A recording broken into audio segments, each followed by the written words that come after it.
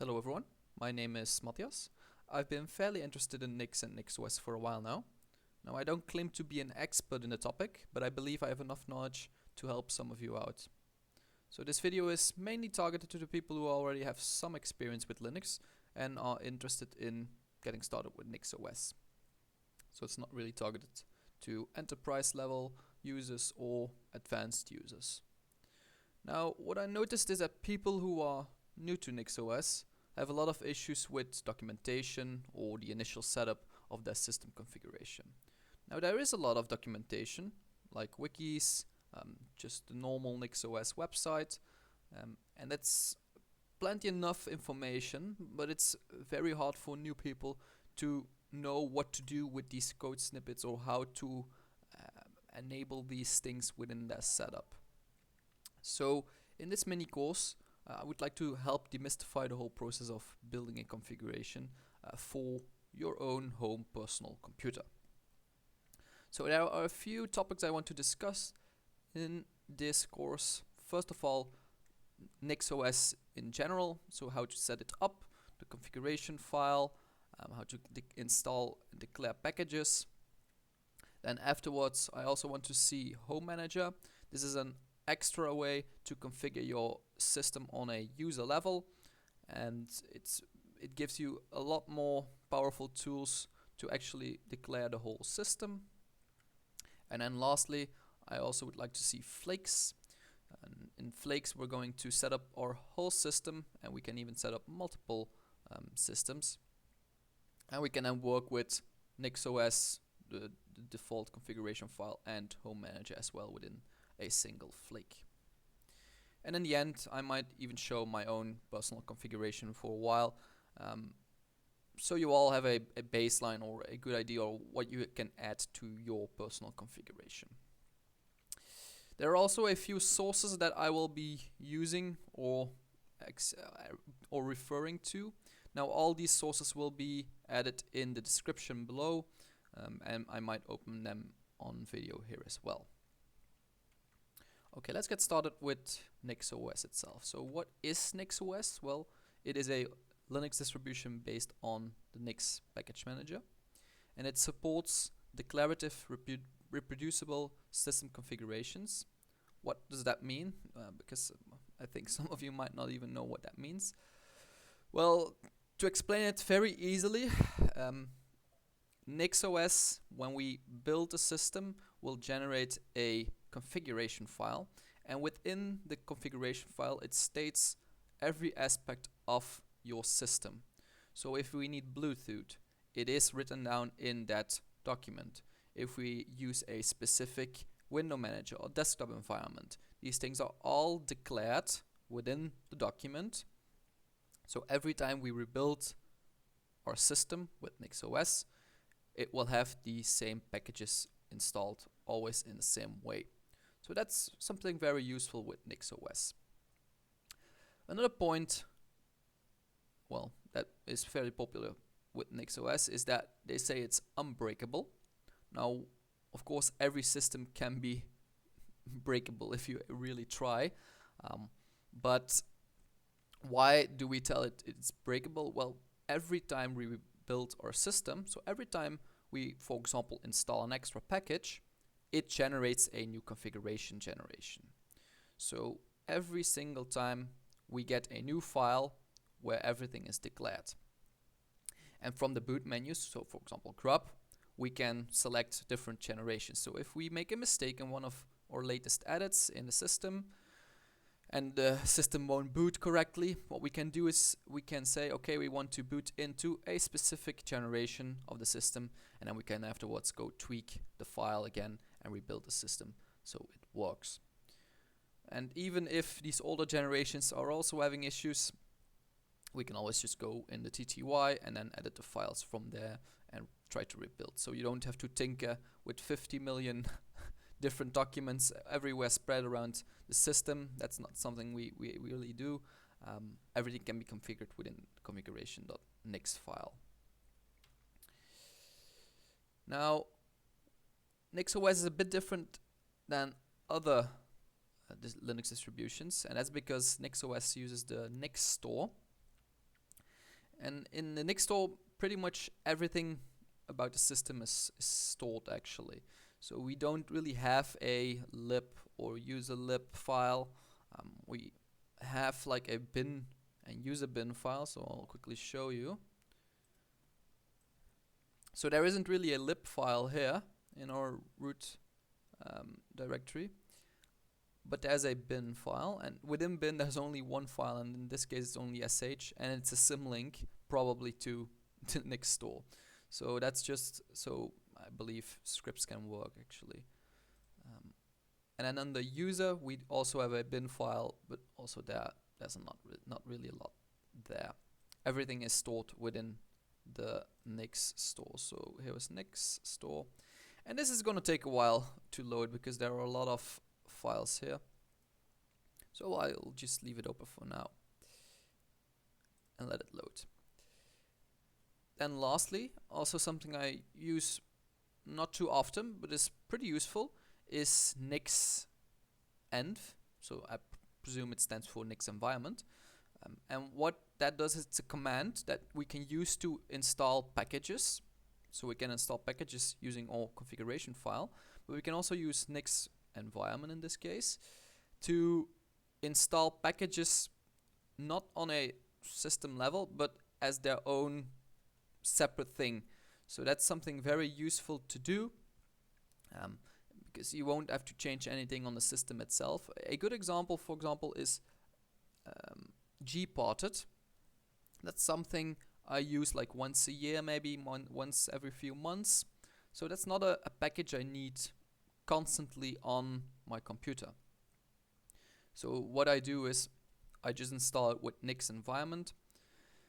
Nothing really changes. These files are stored in the Nix store file, and it doesn't really change my system. I can always boot into that package without any issues, and after I'm done with it I can remove it. And that's the neat thing about NixOS in general. If I have two different packages, so let's say here in Nix store, if I have two different packages, they will get their own bin file and then if needed their own lib file. So if two packages have the same dependencies, they will get their own version of it, because let's say we have these two packages in another distribution, and they say, okay, I have that dependency already, I will use it for both packages. That's fine until one of these packages get updated and the dependencies also get updated, but the other package we have, so that second package, doesn't need a newer version, and everything breaks within that package because it uses another version. Well, that's kind of an issue. So within Nix we have our, I'll just open a random one here, hopefully, yeah. So in this case, I'm not sure what it is, but it has its own lib file with the needed files inside. But that's kind of how Nix and the Nix store works in this case. So I'll just close that for now. Okay, let's get started then. I think most of you have already seen the NixOS website. I'll just bring it over here. You'll probably have visited it already before my video. Now we are going to go to downloads because we want to actually download the ISO file in this case. Now under downloads there are two options. There's Nix and NixOS. So Nix is the package manager. We don't really need to install it because it comes with NixOS. So let's go here. We are currently on version 21.1. And here we can find the ISO files. So for this course, I am going to use the Plasma desktop just to make it easier for everyone to have a actual graphical environment. So this is the live CD we are going to use. If you want to test out NixOS on a virtual machine, you can use VirtualBox, the ISO for that. But personally, I always use any of these. They work fine without any issues. Now, something maybe useful if you don't want to follow my video is the manual that can be found under More. So this is the manual. It explains a lot of things, but we are mostly going to look at the first 4 points here. And then there's also another option on the NixOS website, and that's these older releases. So when I click on also available, here I can go for unstable. So that's something very useful, because I personally prefer a rolling release distribution. So with the unstable version, that's kind of what we get in this case.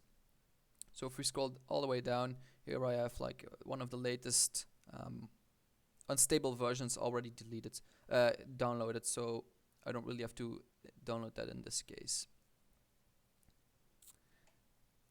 Okay, so let's install it for our virtual manager now. So let's move this out of the way.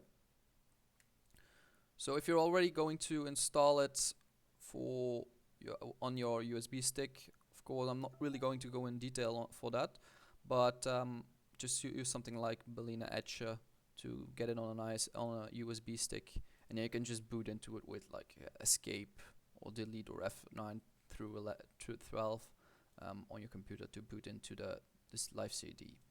Now I'm going to use my Virt manager, and I've already set it up pretty much. So I'm going to begin the installation. There we go.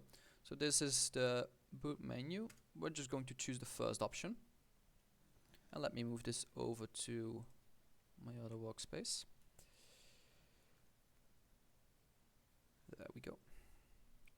Now this is going to take a while. Something useful to know is that these ISOs, they come without a password.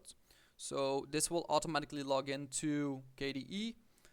If you're inactive for too long, it will log you out, but you can just press enter and you will automatically be logged in again.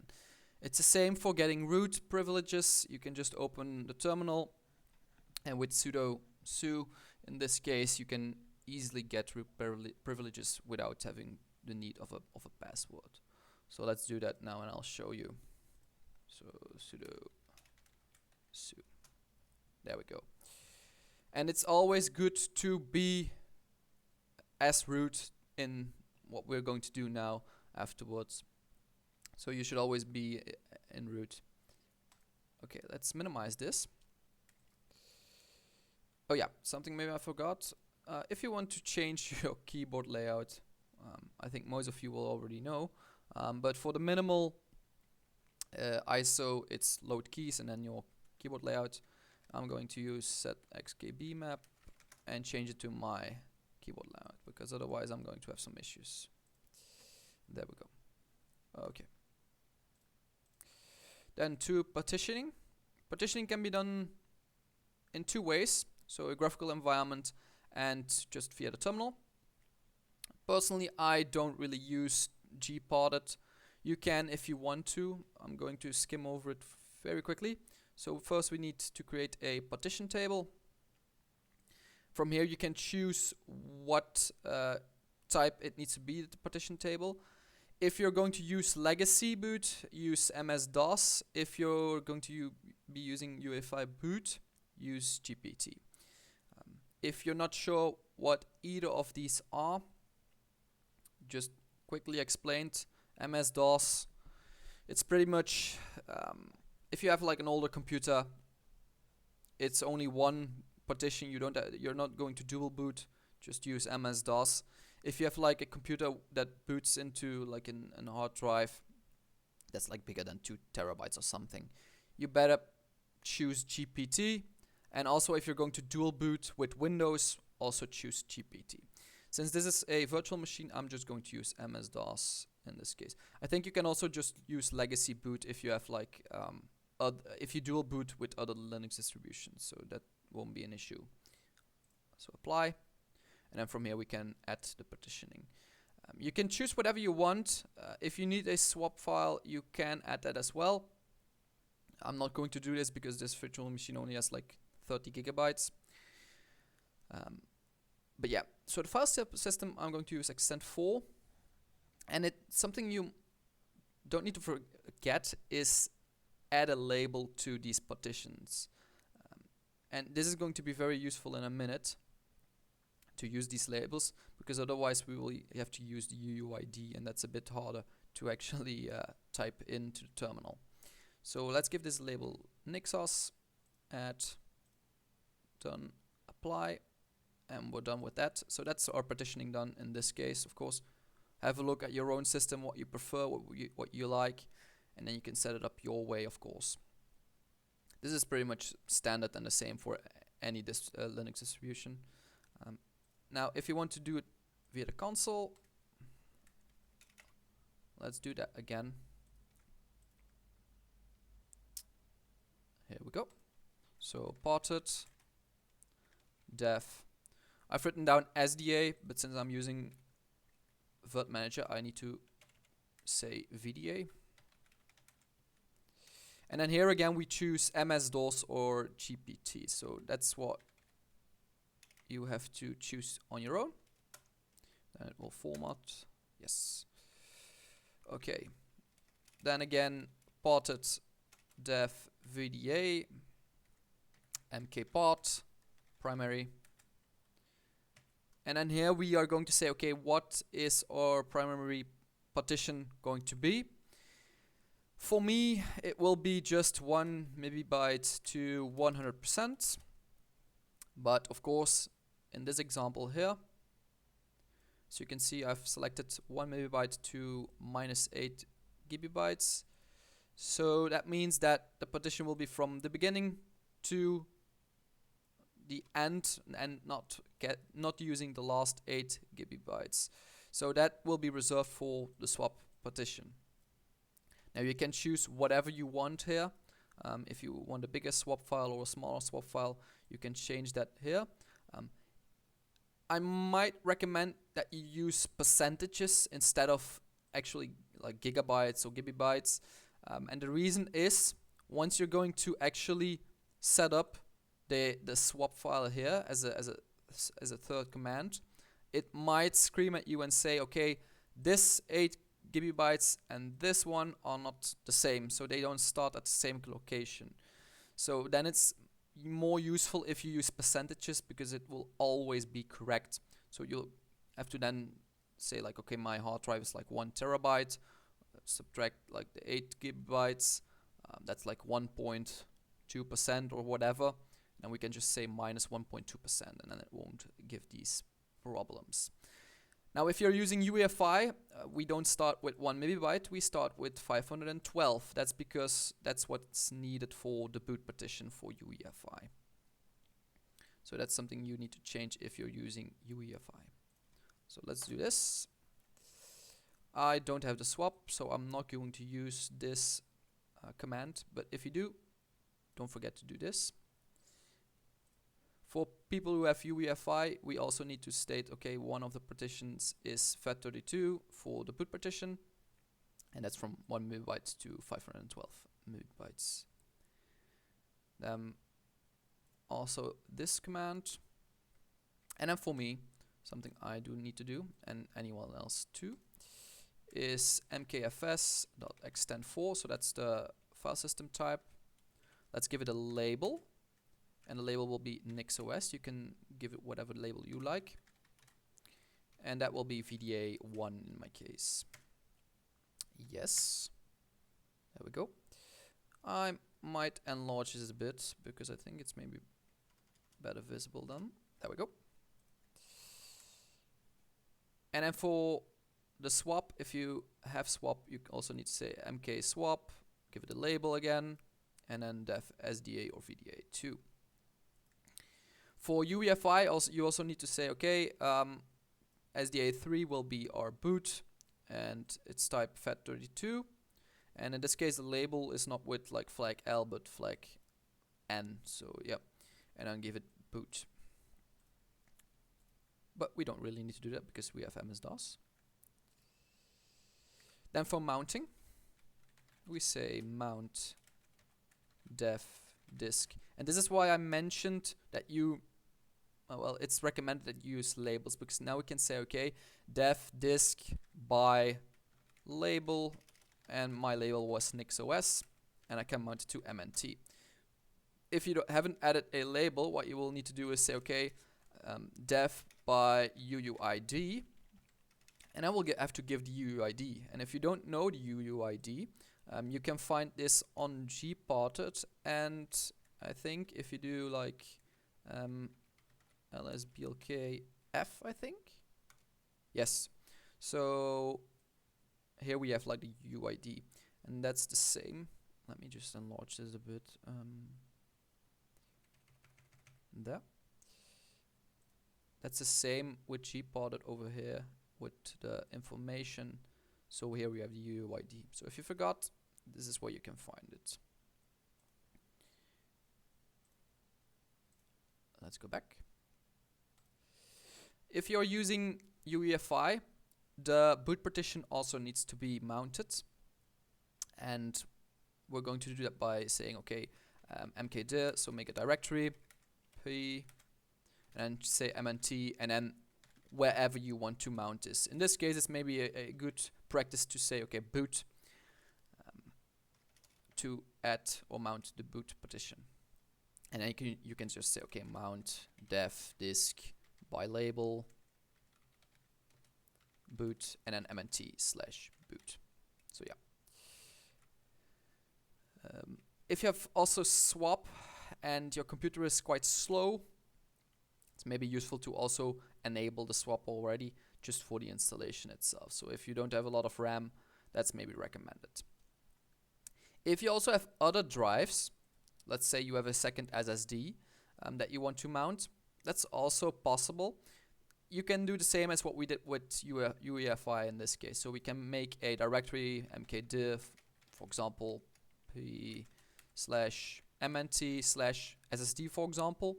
If you want to mount your SSD there, just do the same, and again mount by label or UUID. And why would you want to do that in advance? Well, what we're going to do now is generate our default configuration. So if I say NixOS generate config root mnt, so we're going to generate a configuration file for mnt in location mnt. As you can see here, cd mnt. There's not really anything in here, only the lost plus found. But if we run this command,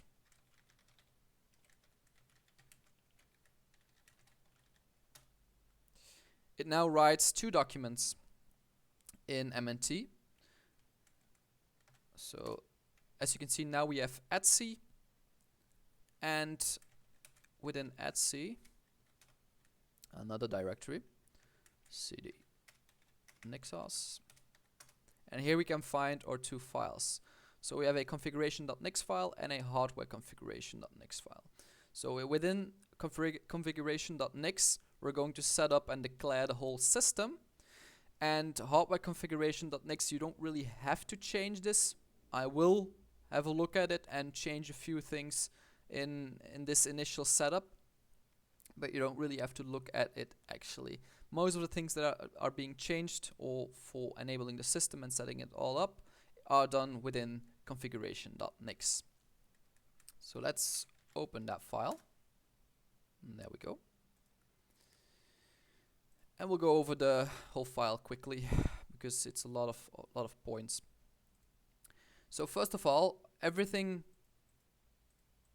behind a hashtag, I think, is a comment. So you can safely ignore this. This is all documentation. Everything without that hashtag is actual code for the system. So first thing here is this config and packages. So these are all arguments that are used to evaluate the config. For example, packages is a reference to Nix packages. So throughout the system, it will look for packages that we need to install. In this case, for example, grub is in here in this document. So it will know, okay, we need to install grub within the system and configure it this way. So that's why it is used here. These are the arguments that are used. If we're like in a few minutes when we're going to Home-Manager, if we need to use Home-Manager to evaluate the document, you can, for example, add that here. So Home-Manager and whatever. If you have like your own variables that need to be used within the file, you can also add these variables here. In this case, we don't have any, so I'm not going to add anything. And then the 3 dots, these are everything else that is needed. You can see it as everything else that is needed to fully configure the system. This is not like a wildcard or anything, but this is just so Nix knows, okay, how to configure everything else. So you can also ignore it a bit. You don't really need to change any of this if you're going very advanced in your configuration. Then next up, imports. In this case, we are going to import, of course, hardware configuration. So the start of our system building is within configuration.nix, and we can import other files. So another file is, in this case, hardware configuration. So everything within this file will also get evaluated to build the system itself. And there we go. Next up, boot. So there are a few boot options, and I want to go over all of them because some of you will use legacy boot and some of you will use UEFI. Now for legacy, you will have these 2 options already enabled or well uncommented. So boot.loader.grub.enable equals true, and boot.loader.grub.version2 equals 2. So that's how we set up our grub. So we enable it and we say which version it is. Now where are these things coming from, these settings? Well, let's have a look back at our website here. So the NixOS website. And if we go to the search option here at the top, here we can find all the packages that are within the Nix package manager. So if I search for grub, here we have grub, so we know that's something that we can install onto the system. Now, as I have shown, like boot.loader.grub enable, where is this coming from? Well, there are not only packages, but there are also options. And if we go to options, we get a lot of options for grub itself. So we can change a lot of things. So what is it here? So boot loader grub version. So as you can see, we have a lot of information here of what it actually is. So by default it's 2, but if we want 1, we can change this to 1. And here's a bit of information about what the specific versions are. You can also just look that up on the internet. Of course, grub enable, whether we need it or not. So by default it's always true. And as you can see, we can also change other things like the grub font. If we want to add a theme that exists, for example, apparently within Nix packages, there's a theme called NixOS grub2 theme. And that's what we can, for example, state if we add it to the configuration file. So let's move back to our configuration file. Let's make this again a bit bigger. There we go. And some things you will see when you find other people's configuration is that they won't use it like this or write it down like this, but what they will do is remove one of these. Whoops. There we go. And they will say, okay, we have grub. We use an equal sign and then squarely brackets. And then from here, we can change everything that is within grub. So we had enable equals true, and then also version equals 2. So in this case, what this tells us is boot.loader.grub.enable equals true, but it also tells me boot.loader.grub.version equals 2. So that's how we can make it a bit easier, so you don't have to write these things multiple times. You can like put them between squarely brackets and it will know that it's part of boot.loader.grub. Okay. Some other things. So one thing for the legacy boot users. Uncomment boot.loader.grub.device. And I have to change this because I am using Word Manager. So it's not dev/SDA, it's dev/VDA. If you are dual booting like other Linux distributions, also don't forget to maybe use boot.loader.grub.useOSProber equals through. So what this does, it will search throughout the system and find any bootable partitions, and it will add it to grub itself. If it doesn't find any entries, you can also just use boot.loader.grub.extra entries. In this case, I've added like a Windows entry. This will not work with legacy boot, so that's a kind of a mistake by me. But have a look at how you can add manually extra entries, because I'm not going to explain this. This is just general documentation, not something specific to NixOS. People who use UEFI, you will get these two options. So I maybe make this a bit bigger. Let's see.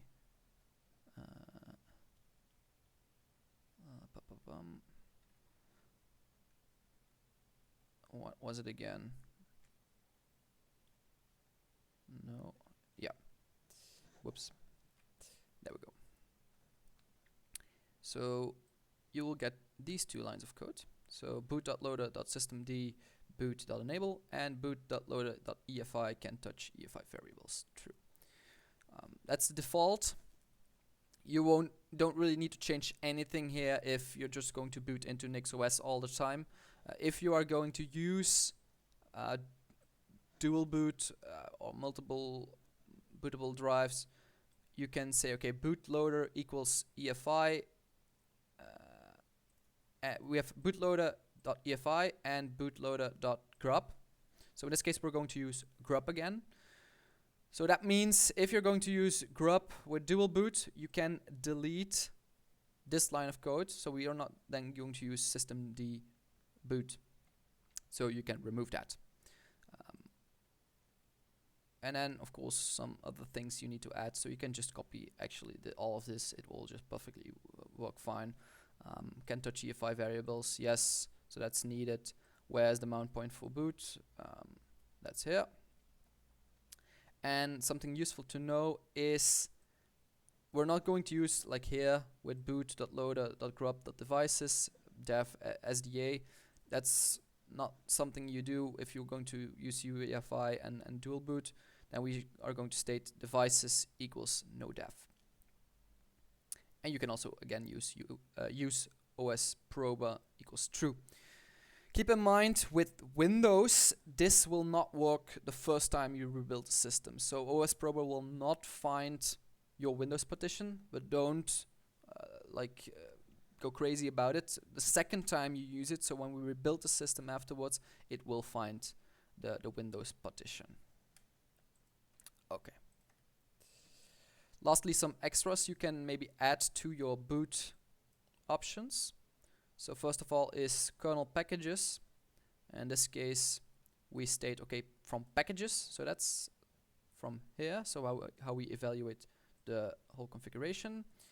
From packages, so Nix packages, there's a package that exists that's called Linux packages _latest. So in this case, we will always get the latest kernel.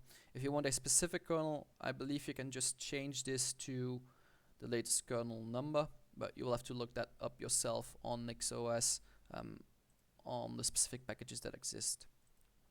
What I also do is add a kernel module for my graphics card. For NVIDIA, you will have to look it up on your own. There is a wiki, so on nixos.wiki, there's probably a page for NVIDIA on how to set all these things up. And then for the boot loader, so I can maybe change that here as well.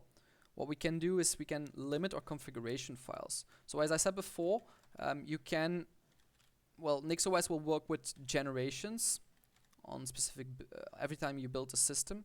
And if you don't want to store all the different generations, because it will probably always store every generation, and you don't want that, you can limit it to like a specific amount of generations, and afterwards they get removed from grub itself. So that's something useful to have. And the last thing is boot .loader.timeout, and this will work for grub and for systemd boot.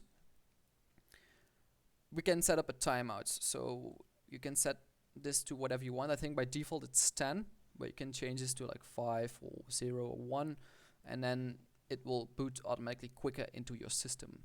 Of course you can press enter and it will immediately boot, but if you don't want to do that, you can set a timeout. That's for boot. Then for networking, so let's go down a little bit. All these things can be ignored for now, at least for me. If you want to enable these things for boot, have a look on NixOS itself. I've shown you now where you can find all these things and where to find information. So that's there. So for networking, we're going to give it a host name, in this case NixOS. People who use a laptop or wireless, you can enable this here. So you can say, okay, WPA supplicant, or if you prefer Network Manager, you can enable Network Manager. Nothing really else to say about it. I believe before we also had some information here about the network card, but I think it has now moved to my hardware.nix hardware-configuration.nix file. So let's quickly go back there. Yeah, here we go. So, whoops, that's not what I meant to do. So here we can see a few other options for networking. So by default, this networking.use DHCP is false. So you might think, like, why don't we want like DHCP if you're not going too much in advanced into it? Yes, but it is set up in the line below, so with your specific network card. So this will automatically be detected by NixOS itself, by the live CD, and it will add it here. So yeah, it will enable it here.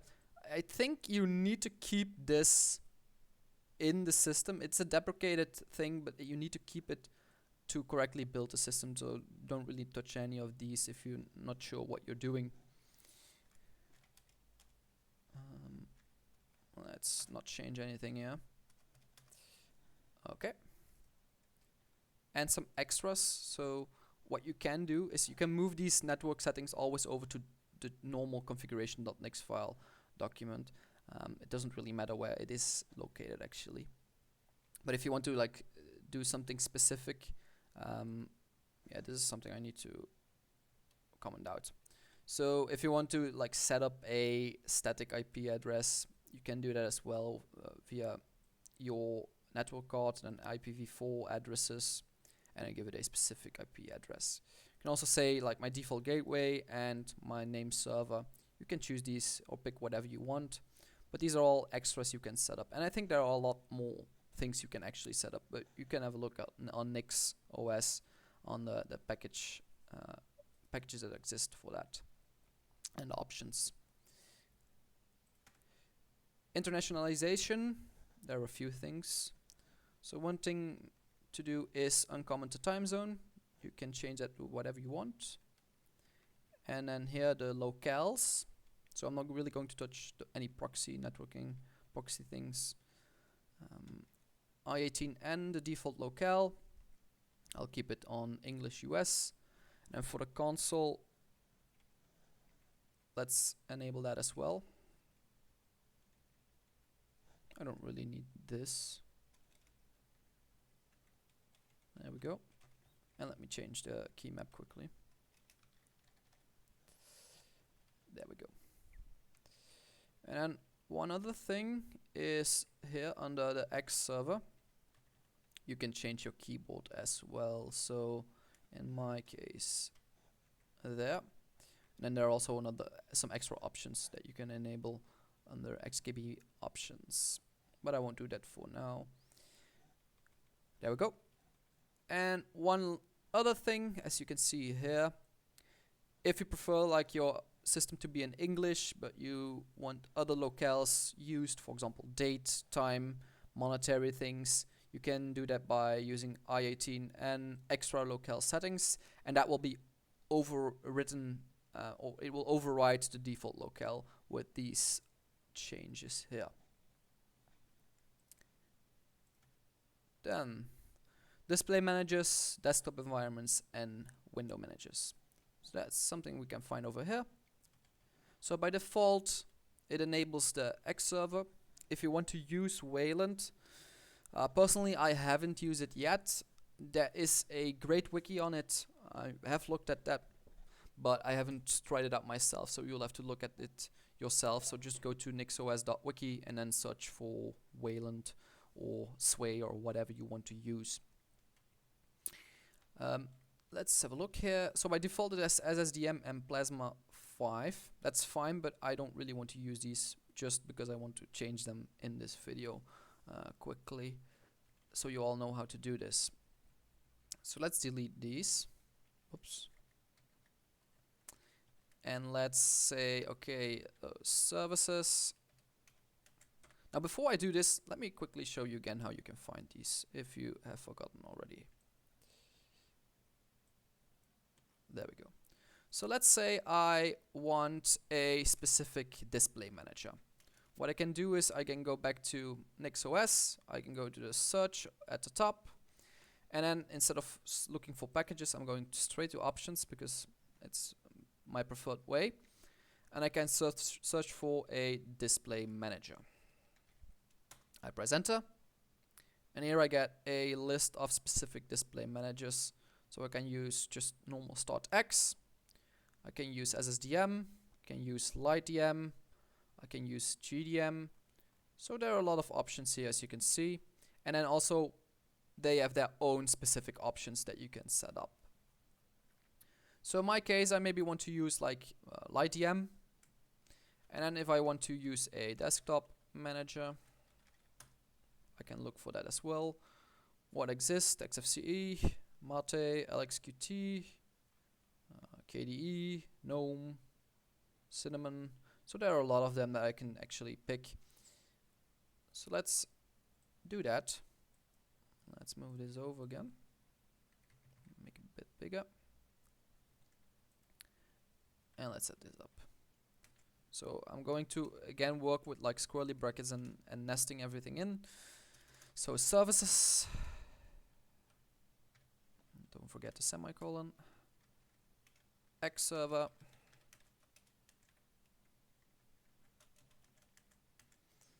There. And the first thing we'll do is actually enable the X server. So I can also delete that over here. Then what do we want? We want a display manager. And in this case, I want to use LightDM. I'll just keep the example that I have over here, so it's clear for you all what I'm doing. So I say LightDM dot enable equals true. How do I know this is how I need to enable it? Well, let's say we search for LightDM. And here we have all the options for LightDM. So enable, whether to enable LightDM as a display manager. So that's fairly normal. That's most of the time the default thing to do with these options is to just enable it and set it to true. How do we know that we need to set it to true? Because here it says it's a boolean and by default it is false. But if we want LightDM, we can put this to true. Then what else do we want? Not only a display manager, but a desktop manager maybe. And in this case, I might want to go for XFCE. And this is also the same, so just say enable. So desktop manager. And I'm not going to use scrolly brackets in this case, so just say desktop manager, XFCE, enable equals true. So I'm not really going to configure it for now. And then for those who also want a window manager, there are a lot of options as well. So now we have everything that exists. Whoops. So we have Xmonad, Spectre window manager, small window manager, Qtile, left window manager, ice. So there are a lot of window managers, as you can see.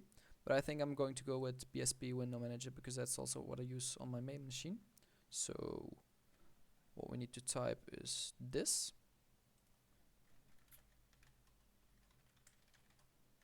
BSP Window Manager.enable equals true. Okay, that's about everything we need to do. There's one more thing I would like to show you, which can be very useful, and that is with LightDM. And we are going to search for, where is the option? Default sessions. So this is something that you can set up with just a normal, not with LightDM, but with any display manager. And that is this option here. So we can set a default session. And in this case, for example, they give a string, so a session name that's a string in this case, and it's with these double quotes, and we can, for example, choose GNOME. But we don't have GNOME, we have XFCE and BSP Window Manager. So let's go over here, and under Display Manager, I can say default session equals, and here I can choose what the default session will be. So I have XFCE, so I can say XFCE. I also have BSP Window Manager. Unfortunately, I cannot say BSP like this, so that doesn't work. We can use, for example, the Window Manager, BSP Window Manager, with a XFCE backend, so we can use everything that exists within XFCE, and the Window Manager will be, in this case, BSP Window Manager. So what we then can say is XFCE plus BSP Window Manager. So that will work fine. And if we don't want an actual desktop manager backend, we have to state none plus BSP Window Manager. So that needs to be always set if you want to use a Window Manager on its own. But just for the simplicity, I think most people are have some experience with XFCE. I will put the default here to XFCE. You can always change this manually when we are in the display manager itself. So once we boot in a few minutes, I will show that as well. Okay. Next up, let's just move these items, this back over. Hardware. So there is a lot of documentation about pulse audio and how to get Bluetooth working with your Bluetooth headphones, for example. I have an example here of what you can, for example, set up. In this tutorial, I'm just going to enable sound and enable pulse audio. I'm not going to change anything else. But for example, this is something from my code, so you can change a few other things here, like media keys, if you want to use the media keys on your keyboard. This HSP, HFD, FPD, I think this is for like making actual calls with your Bluetooth headphone. So these are all things that you can set up extra. And another hardware is lip input. So if you have like a laptop and you want to use a touchpad, that's how you do it. So you enable that here as well. So I don't really need to do that. For users, here we have a default user called Chain. It is a normal user and it is part of the wheel group. So the wheel group to use sudo. My name is not Jane, so let's change that. And I can keep it as a normal user equals true, and the group wheel is fine for me now. Of course, maybe add yourself to the video group, audio group. If you use network manager, that as well. And if you're going to use printer or a scanner, LP and scanner is recommended to also be also that you add. Something you also maybe want to do is add a initial password. So let's do that now. So let's say password, just to make it easy. Now what is an initial password? Well, once we are done here with this document, we're going to build a system. And when we restart the system, we have our user, our default user that is set, and we can log in. but we don't have a password. So what we then have to do is go into the TTY, log into root, and then change the password from there. That's fine. But if you don't want to bother with that, you can just set initial password here, and you can log in, and afterwards change it as well. Don't put your real password here, because let's say someone is able to access your account, your password is here in plain text. Also, if you forget this in the future and you get more knowledgeable about Nix and you think, okay, I'm going to use Flakes, I'm going to put this in my Git repo, that's fine, but then your password is available to the whole internet. So that's also something not recommended. So you can do this, but you can also remove it, and I will show you in a minute how you can change it via the TTY. So that's personal preference. I'm going to keep it just for simplicity's sake here now, but personally I don't recommend that you do this, or at least change your password afterwards. Then for packages, so as you can see here we have the options to add packages, and it is called in this case environment.system_packages equals with packages, and then these packages. So these are the packages that will be installed. So these are not all the packages, these are the individual packages that you actually want extra. Packages such as grub, or what else, like pulse audio, anything with sound, so that will probably ELSA, will be evaluated and will already be installed, so you don't have to bother with these things. So for me, I would like to have Vim already installed and wget. That's fine. We'll keep Firefox for now and not add it. These things you can, well, I'll let you look at it on your own. These are not really things relevant now. This is more advanced, so I'm not going to go into it further. The same with SSH and firewall. I'm not going to go into that now. Most of the things with firewall will probably have their own option within a package that you need to install, so I'm not going to change any of these things at the moment. Lastly, state version. So state version is not really, you don't really need to touch this. You might think, oh, I need to change this if I need to update my system, but that's not the case. So there are other ways to update your system. I will show them as well in this mini course. But this is just the thing that tells Nix and NixOS, okay, this is the state of my configuration. So all these things that I've written down, these are all written down with the arguments that were available in this state.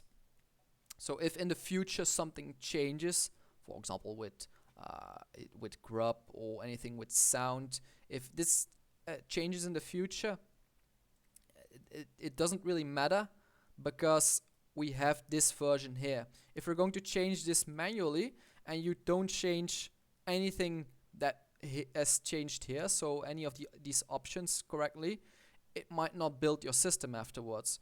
So only change this if you are sure, and if in the release notes it's actually stated, okay, you can update this. You can always do this on your own at your own risk, but you will probably have to tinker afterwards if anything has changed within your system, and if your configuration file is fairly long, this will probably happen. So you don't really have to change this at the moment. There's a lot more information here. There's even a link apparently. So yeah, you can have a look at it yourself. So that's for the configuration.nix file. And lastly, so let's quickly save that. Let's go to hardware configuration. So this is generated automatically with NixOS generate config, as you can see here. How do we do that again? With NixOS generate config root/mnt. It will automatically detect kernel modules that are needed for your system. So in this case, it detected that I was on a virtual machine, and it added the kernel modules, virt.io, and some other things as well. So you don't really have to change anything here. As you can remember, maybe here with init.rd kernel modules, you can here, for example, give your video drivers. So it states you don't really need to change anything here, but you can if you really know what you're doing. I prefer to do these things in just my normal configuration.nix file. System file, so this is my root directory, and it tells me here, well, it automatically added the UUID. If you want to use this configuration on multiple devices, what I can tell you that you should do is change this by label. And if you can remember, I called my home partition, I called it NixOS. So if on any other system you call that partition the same name on any other device than what you did on your initial configuration, it will always work, because otherwise you had to manually move over these hardware configuration files, or copy the UUID over to get it working on other systems. So this is how you make it future proof if you want to move to another device and you partition it the same way. I think the rest you don't really need to know, or we've already covered it. So yep, that should be all. Let's right quit. Then for the installation, how are we going to install? We just say NixOS install. And if I haven't made any typos, this should build without any issues. So let's have a look if I made any mistakes.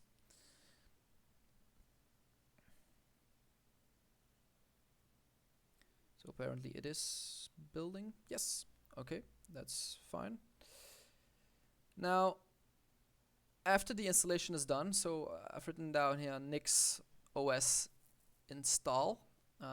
Once we are done here, it will prompt me to set a root password, and that's fine. But once we boot in our actual installation, what we need to do is we can't really install. Let's say we make a change to the configuration.nix file afterwards. We add a new package or anything. We can't really use NixOS install anymore. What we then are going to use is NixOS rebuild switch. So you'll see that in a minute once I change a few things. I'll give an example, and I will have to use this to rebuild the system. But at the moment we still have to wait a bit before we can go on. So let's cover some other points then. Yeah, so as you can remember, I've set a initial password. So that can be done with users.users. The name of the user, of course, and then your initial password. In this case, let me just here give my root password, because that's the last thing we need to do with the installer. There we go, installation finished. So now I can probably reboot, but I'm just going to use power off. I think it will automatically reboot on its own. Yes. And there we go. Let's log in.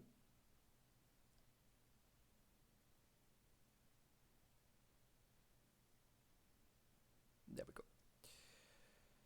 So let's make this a bit bigger for now. So as I have set up before, here we have our options. So it defaults to XFCE, but I can also just go to BSP Window Manager or BSP Window Manager with the backend of XFCE. For this tutorial, I'll just stick with XFCE to not make it too difficult for everyone. And my initial password that I have set up was just password. So let's have a look if I can log in. And I can. So that works fine. What I now recommend that you do is do sudo password and for your user, and then change it.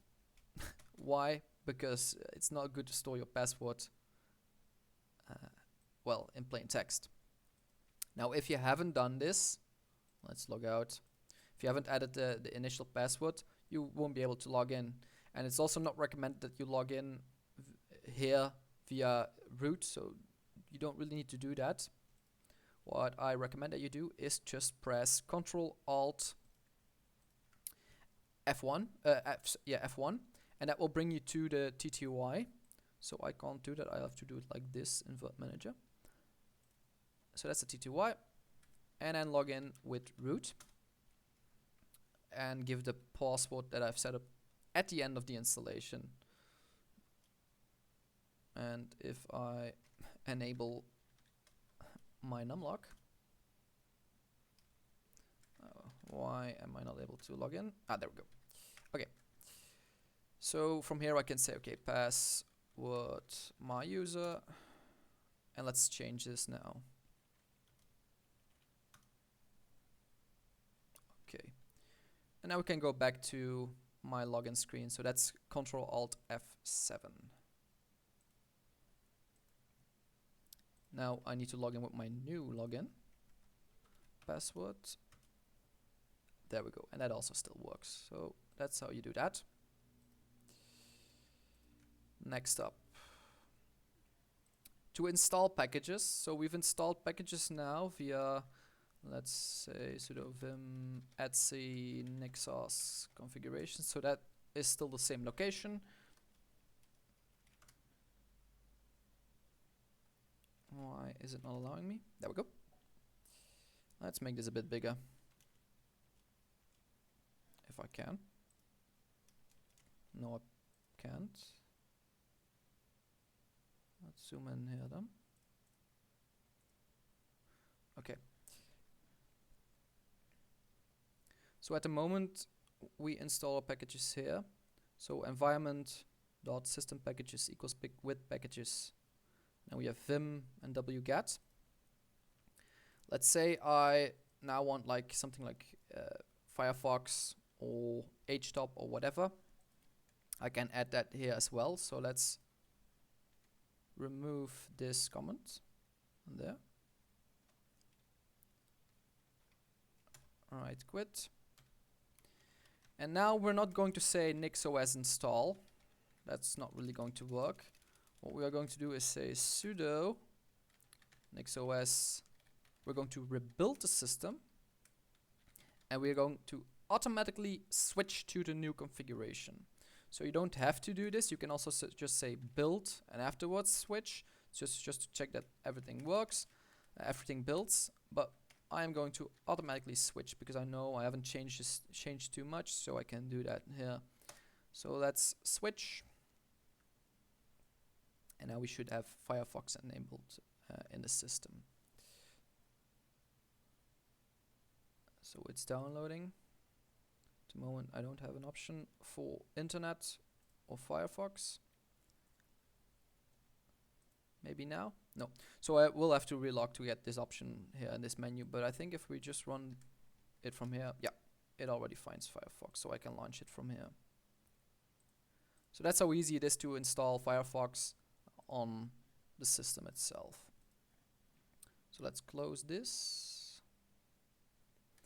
Now, if you don't want to add something to the configuration file, as I mentioned at the very beginning of the video, let's say you have a program that you don't use very often, or that you don't want in this configuration file, we can use the Nix package manager with Nix environment.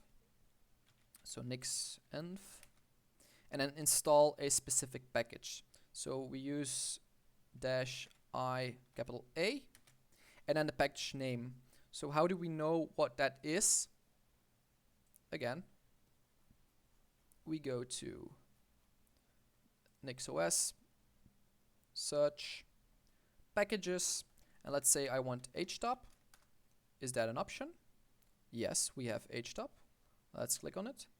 And it tells me here how to install it. So in this case, it's nix env -ia nixos.htop. Let's do that. So nix env -ia nixos.htop. So that's what we're going to do. And just so you know, htop, we don't have it. So nix env ia htop. Oh, of course, nixos that. There we go, that's installed. Now I can say htop, and we have that on the system as well. So that's how quick it is. Now, it might be possible that you forget that this exists on your computer. So it might be you might not remember it anymore. So since it's not stated anywhere in a document, we need to know what is installed on the system this way. So what we can do for that is say nix-env-q, and then we get a list of the packages that are installed this way. So in this case it's htop. If I don't need htop anymore, I can say nix-env, 2 dashes uninstall htop, and that gets removed from the system. So now I can't use htop anymore. So I've already shown you how to do it via the configuration.nix file. Yeah, that all exists. Now if you want to look up any of these packages or the options, you can have a look at the website as I shown you just now. There's also a man page for this, and it's just man configuration.nix, and this is pretty much the same as what you can find online with the options. So these are all the different options with the packages that exist. So it's pretty long. Personally, I prefer just using the website. In my opinion, it's a bit clear. There we go. Declaring the packages. So I've done this already, but maybe something else good to know. So let's go back to my configuration.nix file. So I have like Vim, wget, and Firefox installed. Let's say I want also Plex. That's a non-free package in this case, or non-free package. So if I want to install this now, so again sudo nixos -rebuild switch, it is not going to build. And the reason is because it's a package that is unfree. So what we have to do in this case is we have to set a environment variable, nix package underscore allow unfree equals 1. So that's one way to do it. Personally, I don't like to do this because every time you need to install something, you have to add this to the system if you restart. So that's not something I prefer. What I do is I go again to my configuration file, and I add an extra option to the file itself. And that option is nix packages.config.allow unfree equals true. And this will allow me to install Plex. So let's rebuild.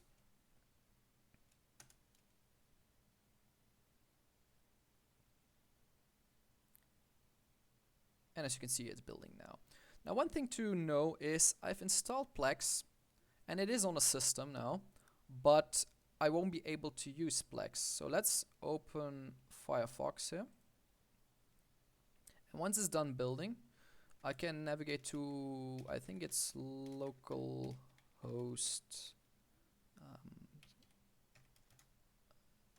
/web. I think this is the address for the Plex server. This will not work. So let's enter. No, it doesn't exist in this case. So I can't go to the Plex media server. And the reason is because I've installed as a package. So at the moment it's just here as a package. It doesn't really work. So it's something to keep in mind every time you have a look on the NixOS website for packages. So Plex, for example, it is here, but it's not how we want to use it or how we want to set it up. So I think you can start a service from here if you have it installed. But if you want to set these services up already from the beginning, from the config file itself, have a look at the options tab. And from here, as you can see, Plex is a service, so we can enable it by default. And I recommend that you do that here. So let's do that instead.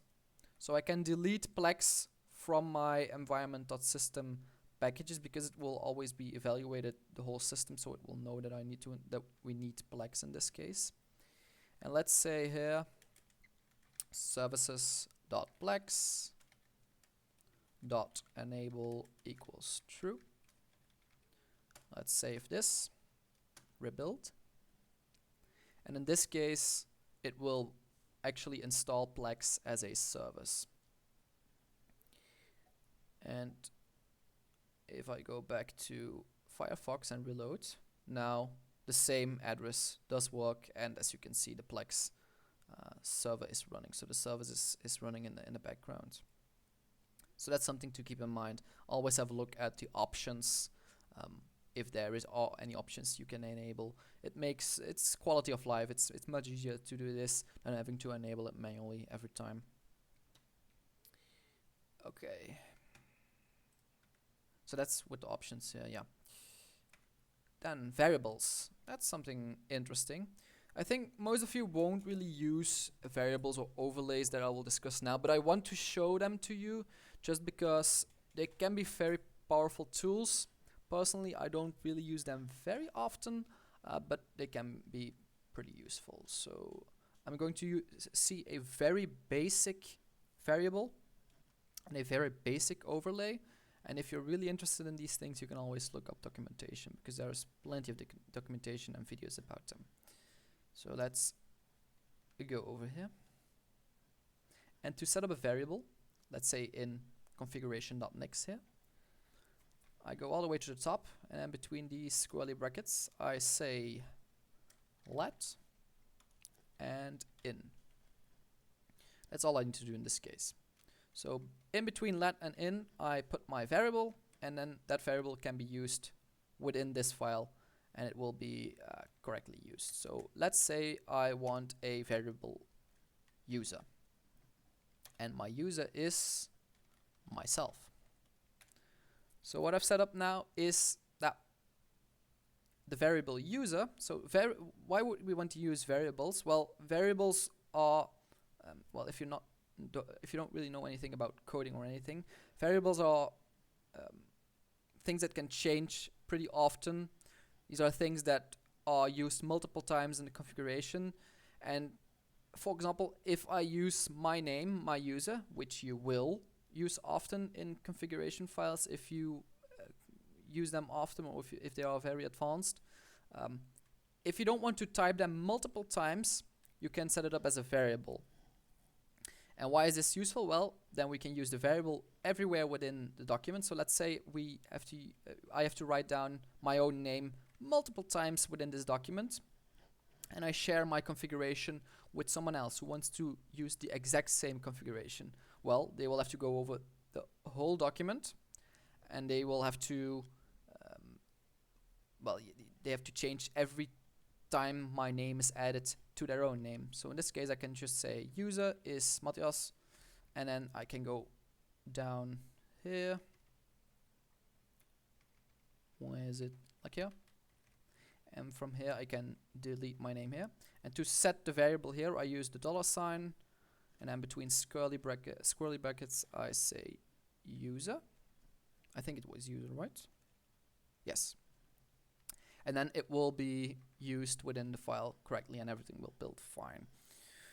Now, for one-time usage here, it's not really useful, but if you write it down multiple times in a file, it's a lot more useful, because then I can just change my name here, and it will have effect on the whole document. Also, these variables are often used for nix-channels. I will go into that in a moment. But if like URLs change, you can change that here, and it's much easier, because if any of these items here within my configuration file use a specific channel, everything will be updated. So that's very useful. But this is just a very basic use case of a variable. So let's rebuild, and I'll show you that this works. And normally nothing should change. There you go. So everything builds fine with this variable, even after changing. So another example here that I've given, this is from Home-Manager, but it should work fine with anything else. So within Home-Manager, there is a option to edit Rofi.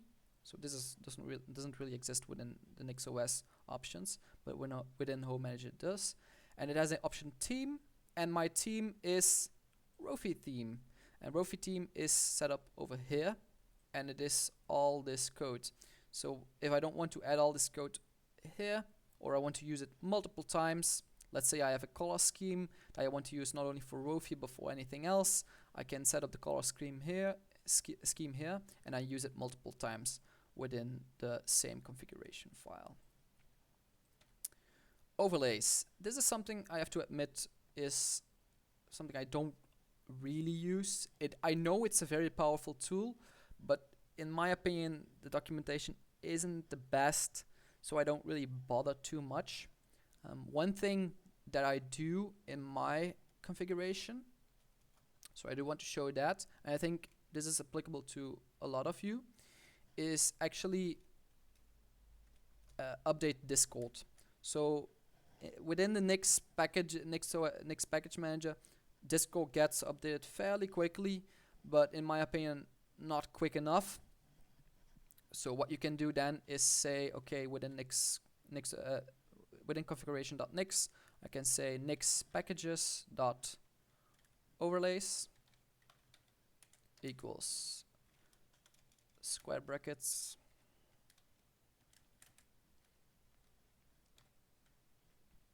in this case it's self and super. Now what are these? Let's just quickly open this website here, the wiki. So this is a good example here. So let's we have the main package, so that's self, that's Discord.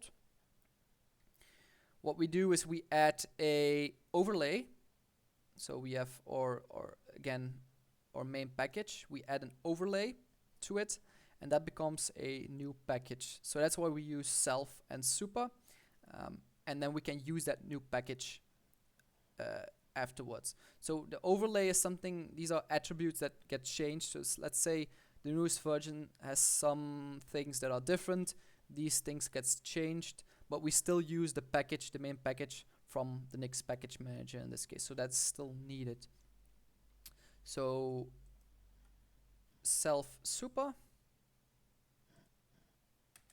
and then we do these, whoops, no, we don't need that, we need this one, so the parentheses, there we go, and then we state what we want to actually put an overlay on. So in this case it's Discord, and we're going to change some attributes. So we're going to say override address parentheses,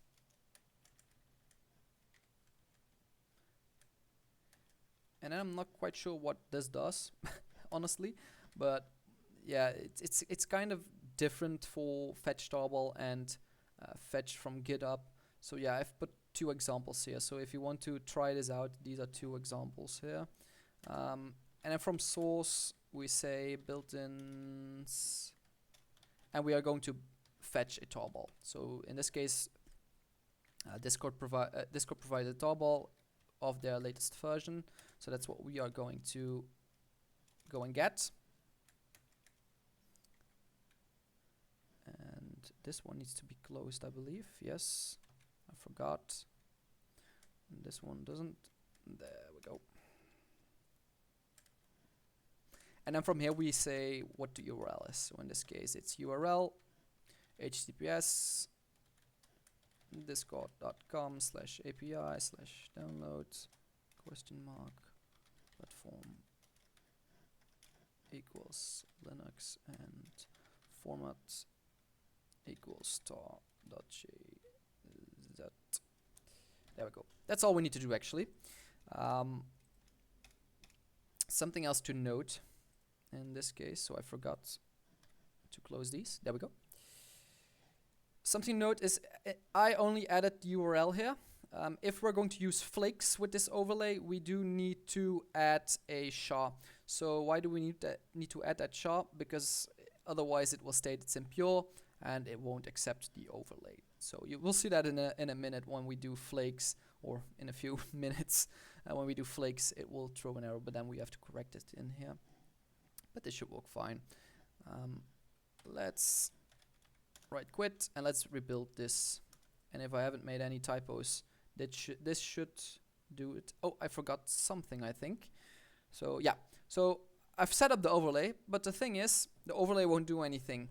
So I don't have Discord at the moment. So let's try to open Discord. It does not exist. And why is that? Well, the overlay, as I mentioned, is it just changes a package. So if the package is not present, the overlay won't do anything. So what will I have to do? I will go back to here, to my system packages, and I will add Discord. Right quit. And let's rebuild. And now it will install Discord from the Nix packages, and then it will apply the overlay.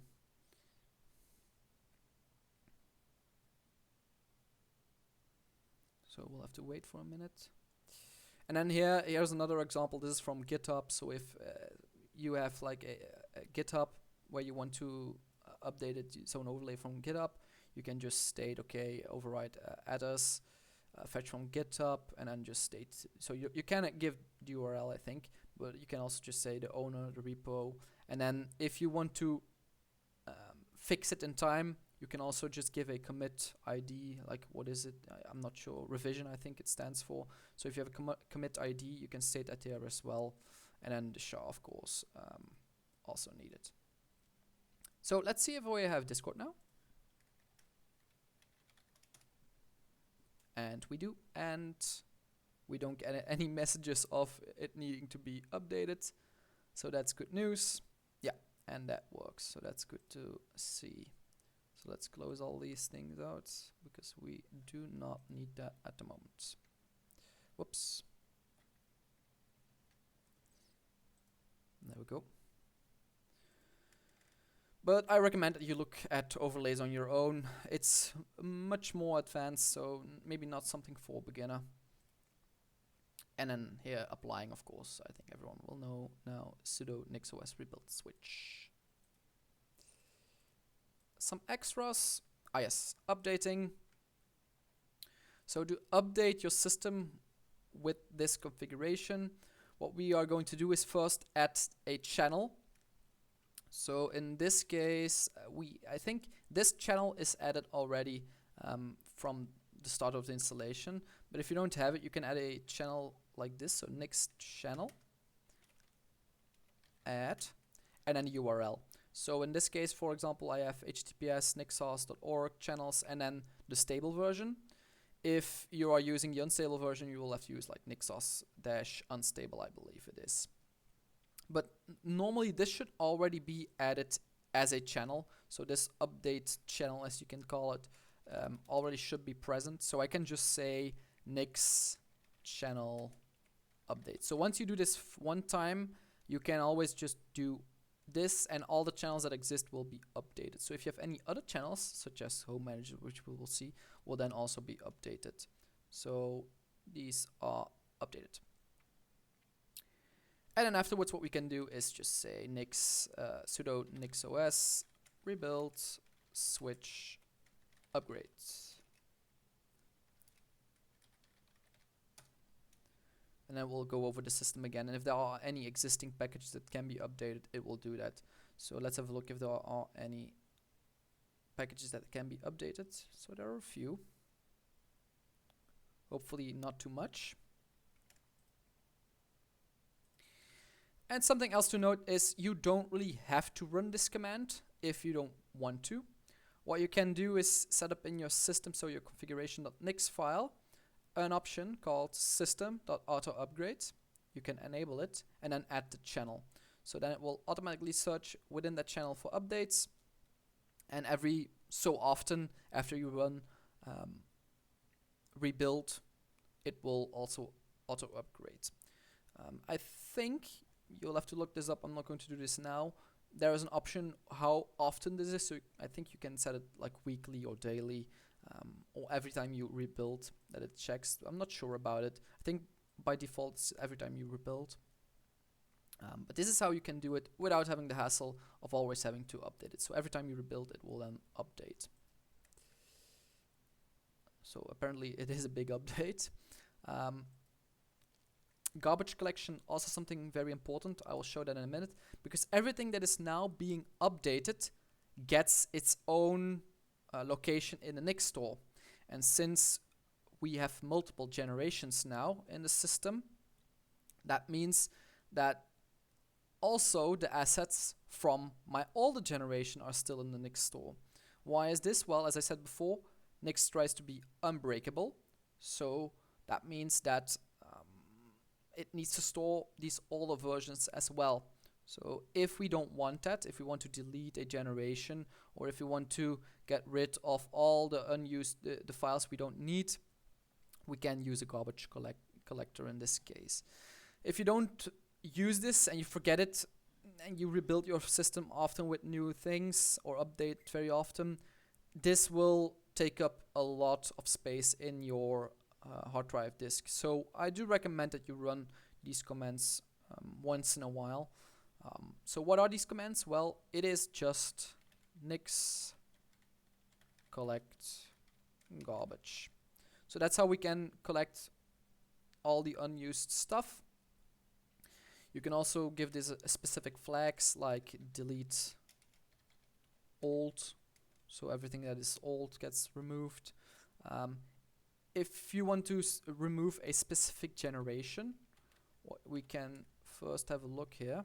So nix environment list generations. So we have at the moment 2 generations, and that's because we've rebuilt the system one time very majorly and updated it. So what we now can do is delete one of these if we don't need it. Of course, in your configuration.nix file, if you have followed the steps until now, you might have already set a max limit of generations. If that's like a few, it will automatically delete these. If not, we can delete one of these by saying, okay, nix environment delete generations.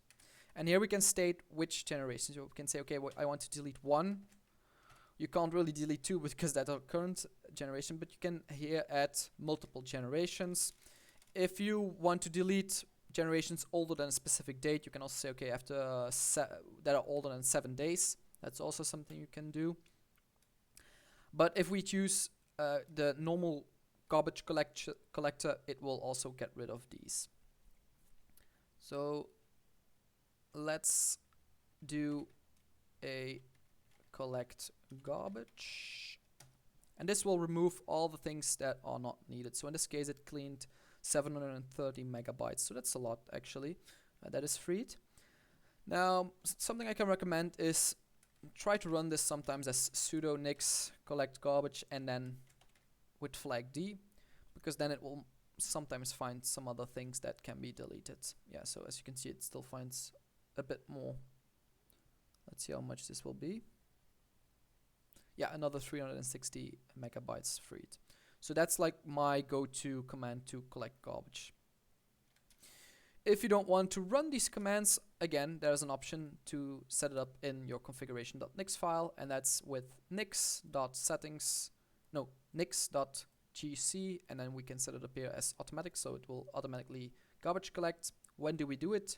Let's say weekly, and then an option to delete older than 7 days I have set up here. You can also optimize a store. I don't see a lot of usage, but I think it can't hurt too much, so why not optimize a store and set it up here. I would recommend that you run this not too often, so and only set it as an option to delete older than a specific day. Why is that? Let's say we say garbage collection automatically, and we say daily, for example, for the dates. That's fine. But let's say we rebuild the system with an error, and it also afterwards run the garbage collector. We don't have any generations to go back on. So that's something to keep in mind. So maybe add an option to delete older than a specific date, because otherwise you will have to go in your TTY and then edit everything there. So that's not really recommended. So maybe set it up something like this is maybe recommended. Okay, well that's pretty much it for NixOS. So everything you want to configure can be done here on the etsy NixOS configuration.nix.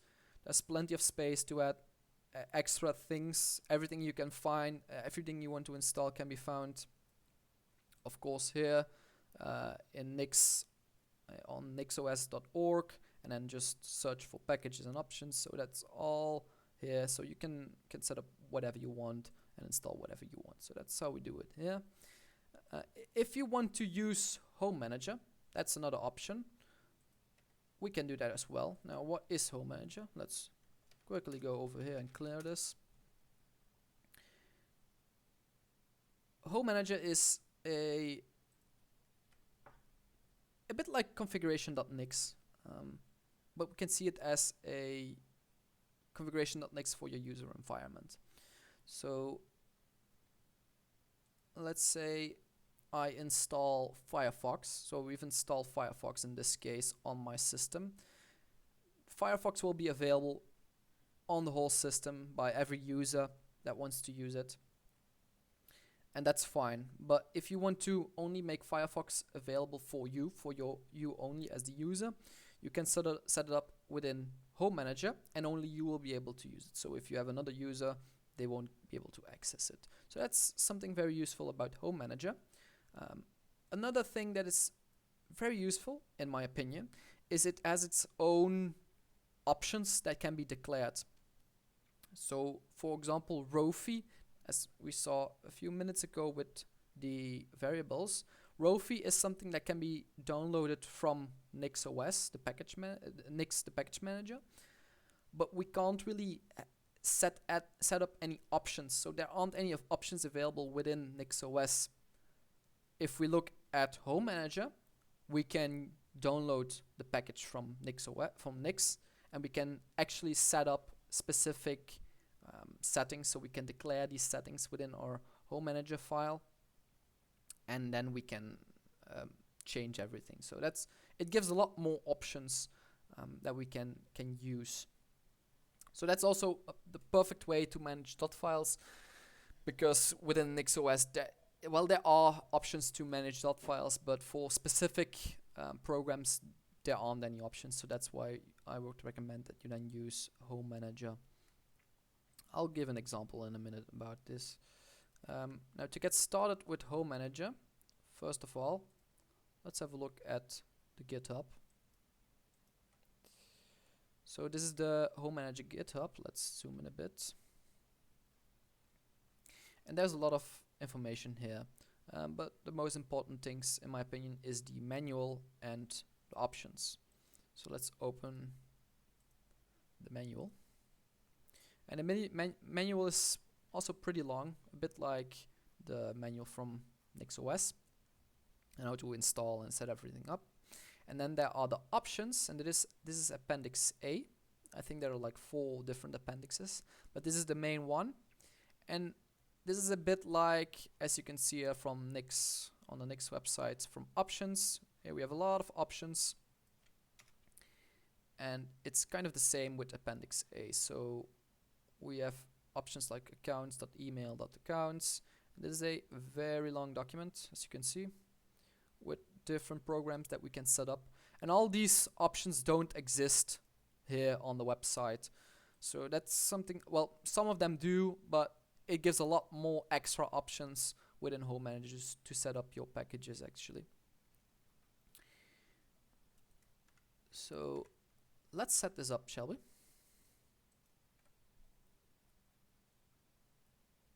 So as I did before, to update your channels, well, just a normal Nix channel, we are now going to add an extra channel so we can make use of these packages as well. And in this case, we are going to add Home-Manager. So how do we do that? We say nix-channel, and then 2 dashes add, and then we're going to add the URL. So in my case, let's just make this a little bit bigger.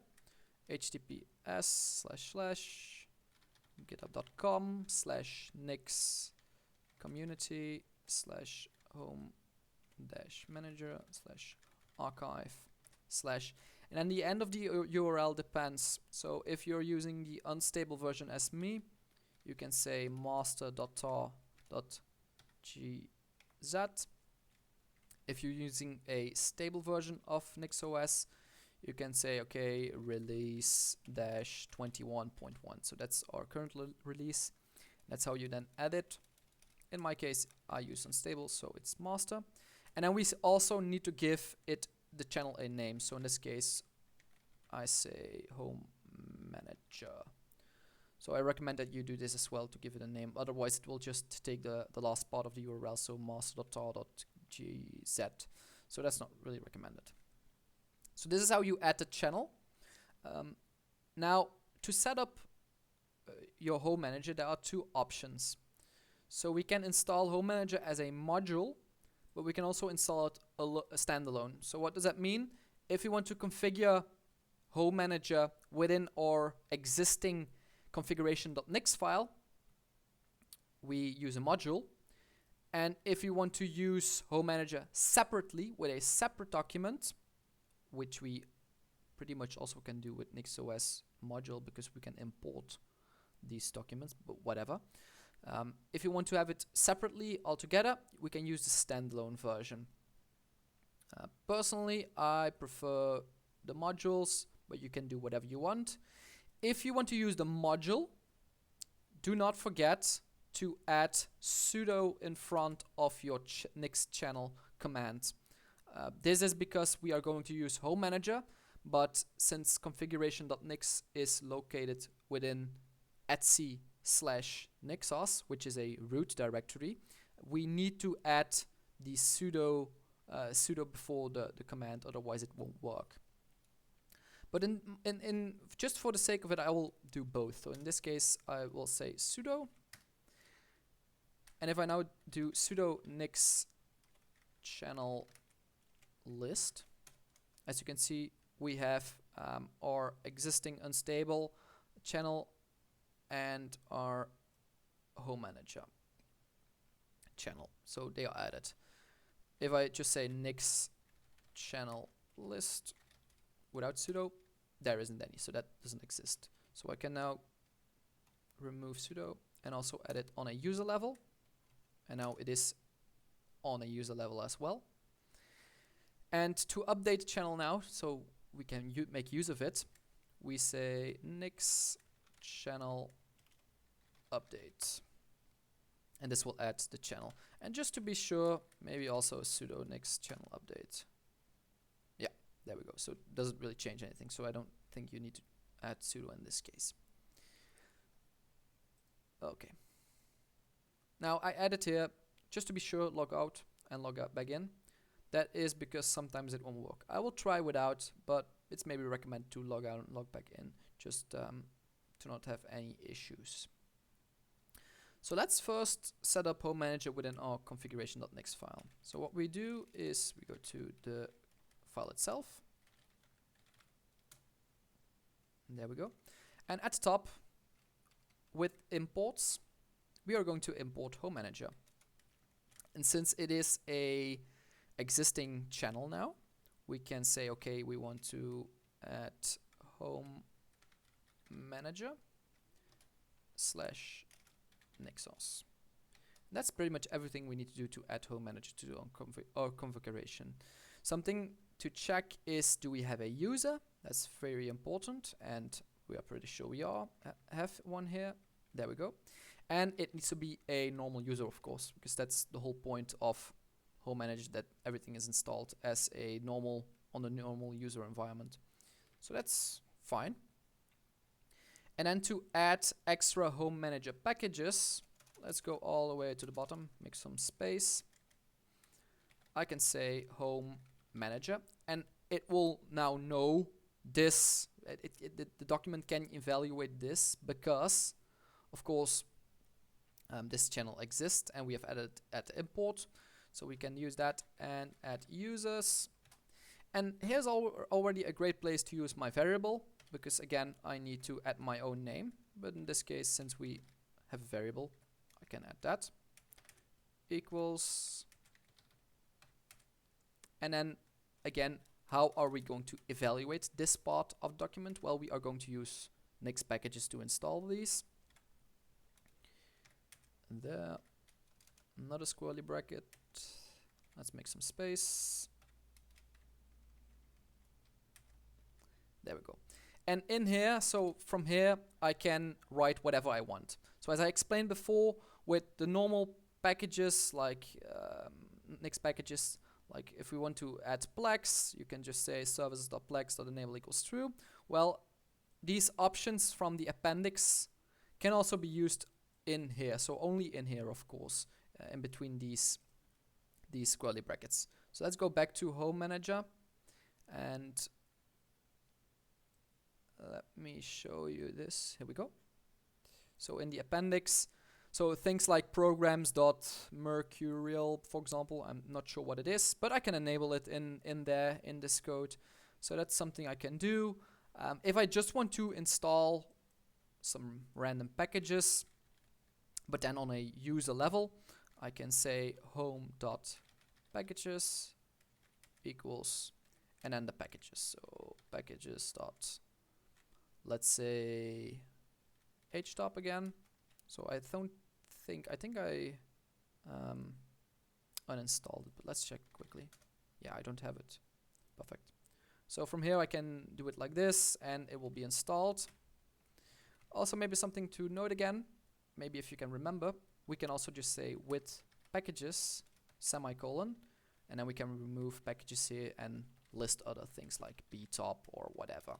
But for now, I will not do that, just to make it a bit simpler for everyone. There we go. And this should work without any problems. So let's write quit.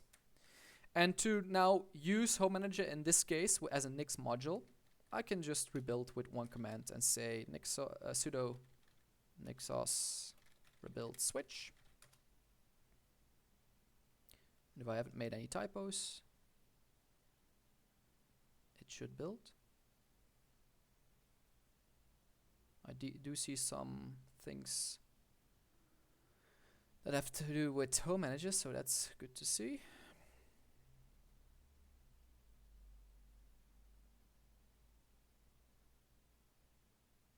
Yes, it built, and the service is also started, so that's also good news.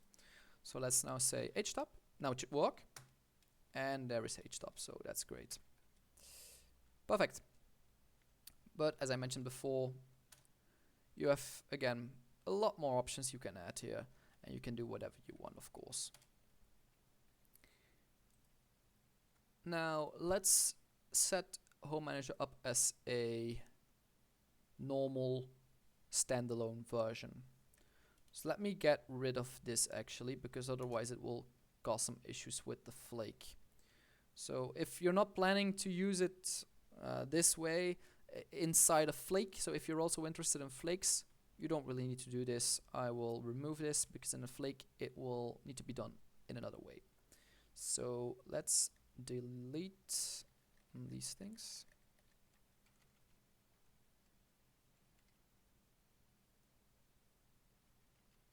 At the top. There we go. Let's rebuild, just for the sake of it.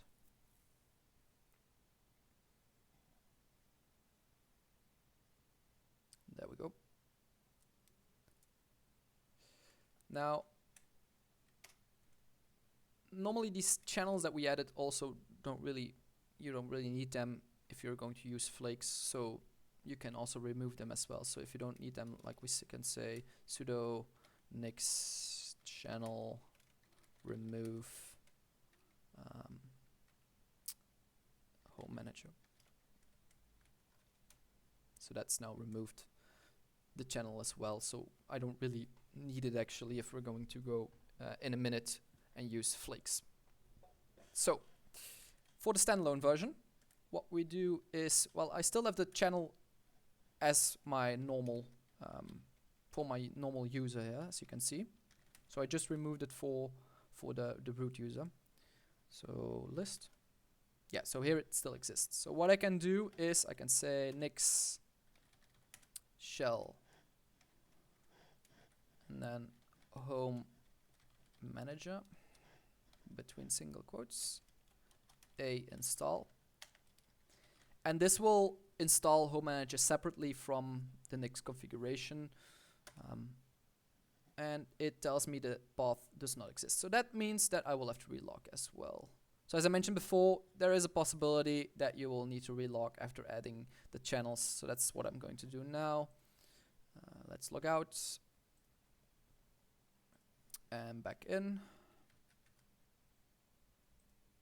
Oh, Yeah, so that's kind of a bug I need to restart because I'm not sure why this happens, but it's I think only a bug within the virtual machine. So let me quickly restart here.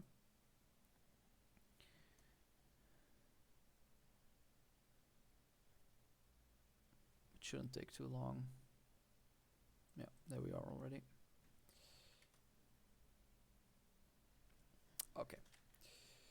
So let's try again. Maybe it still isn't here. Yeah. And now it shouldn't complain anymore. Yeah, it will install Home-Manager. There we go. And it tells me, okay, it is stored in .config/nix packages/home. So let's go there.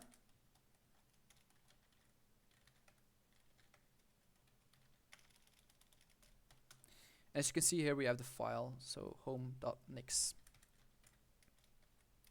So let's go in there. And everything here that is already in here, you don't need to touch it actually. You can, of course, remove the comments, but everything in here, you don't need to change. All of this is actually needed to correctly run Home-Manager. I can, of course, add some extra in here. So let's see, do I now still have htop? Otherwise, I can again show you it's just the same as, yeah, so it doesn't exist. So it's pretty much the same here as we did in the Nix module. I can, again, let's open this. I can just say home.packages equals, and let's in this case use with packages htop. Right quit.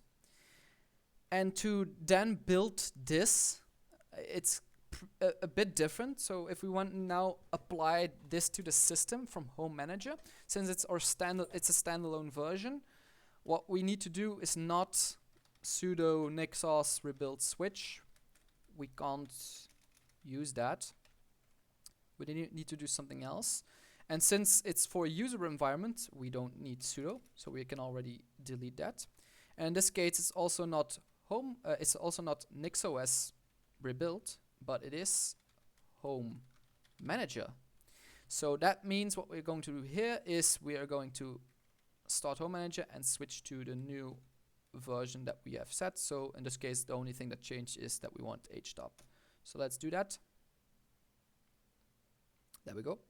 And now since I said we need htop, I can run htop. So yeah, that all works. Perfect. And again, the same here. You can add whatever you want between the big squirrely brackets, whatever you want to apply to the system, that can be added here as code. So yeah, have a look at the appendix, what is available, and you can customize to your content. So I already mentioned the different options, so this is just a link to the appendix. But if you don't want to look at the appendix online, there is a man home.configuration.nix. And again, this is also a huge document with a lot of options. So here you can find everything as well, what is available within Home-Manager itself. What else? Yeah, so this is all fine. Have something else maybe to note. If you're going to add like a service within Home-Manager, as a standalone version, you will have to, I think, manually enable them. So if I want to use Dunst, for example,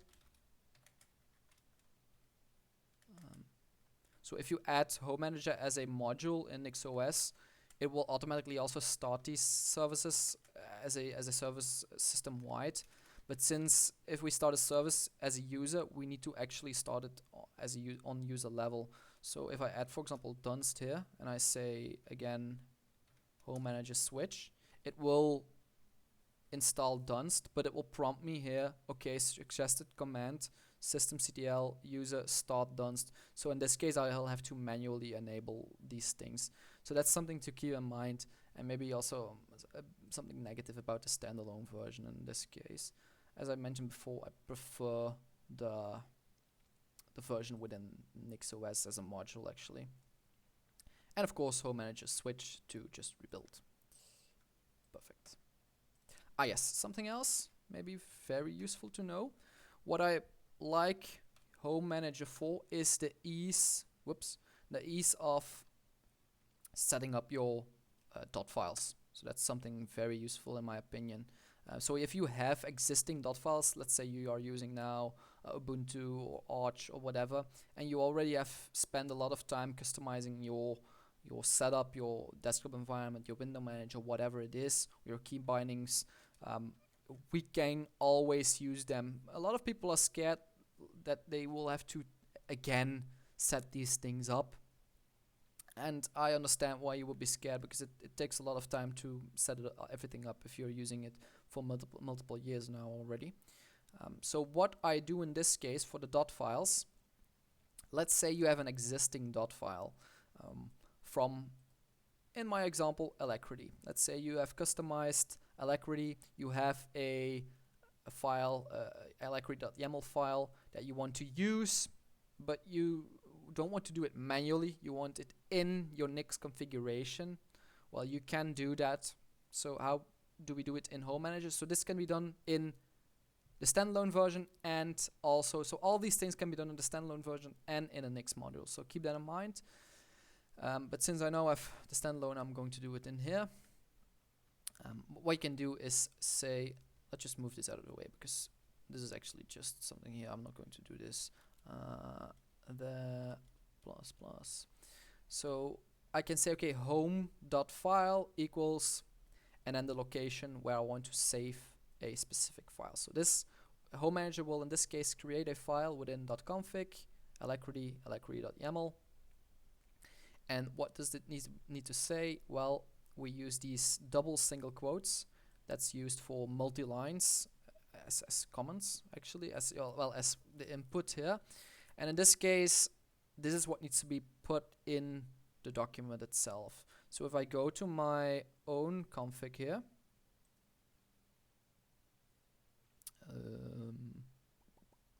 where is it? Here, Alacrity. And if I open this, whoops. Yeah, so this is my just the basic YAML file, but if for me it gets created it is declared, so this is all auto-generated. That's why it's also a symlink, as you can see. But if you have this document and you just copy the code within your alacrity.yaml file, you can just place it within Home-Manager, and this will always create that file for you, so you won't have to mess with it on your own after rebuilding the system every time.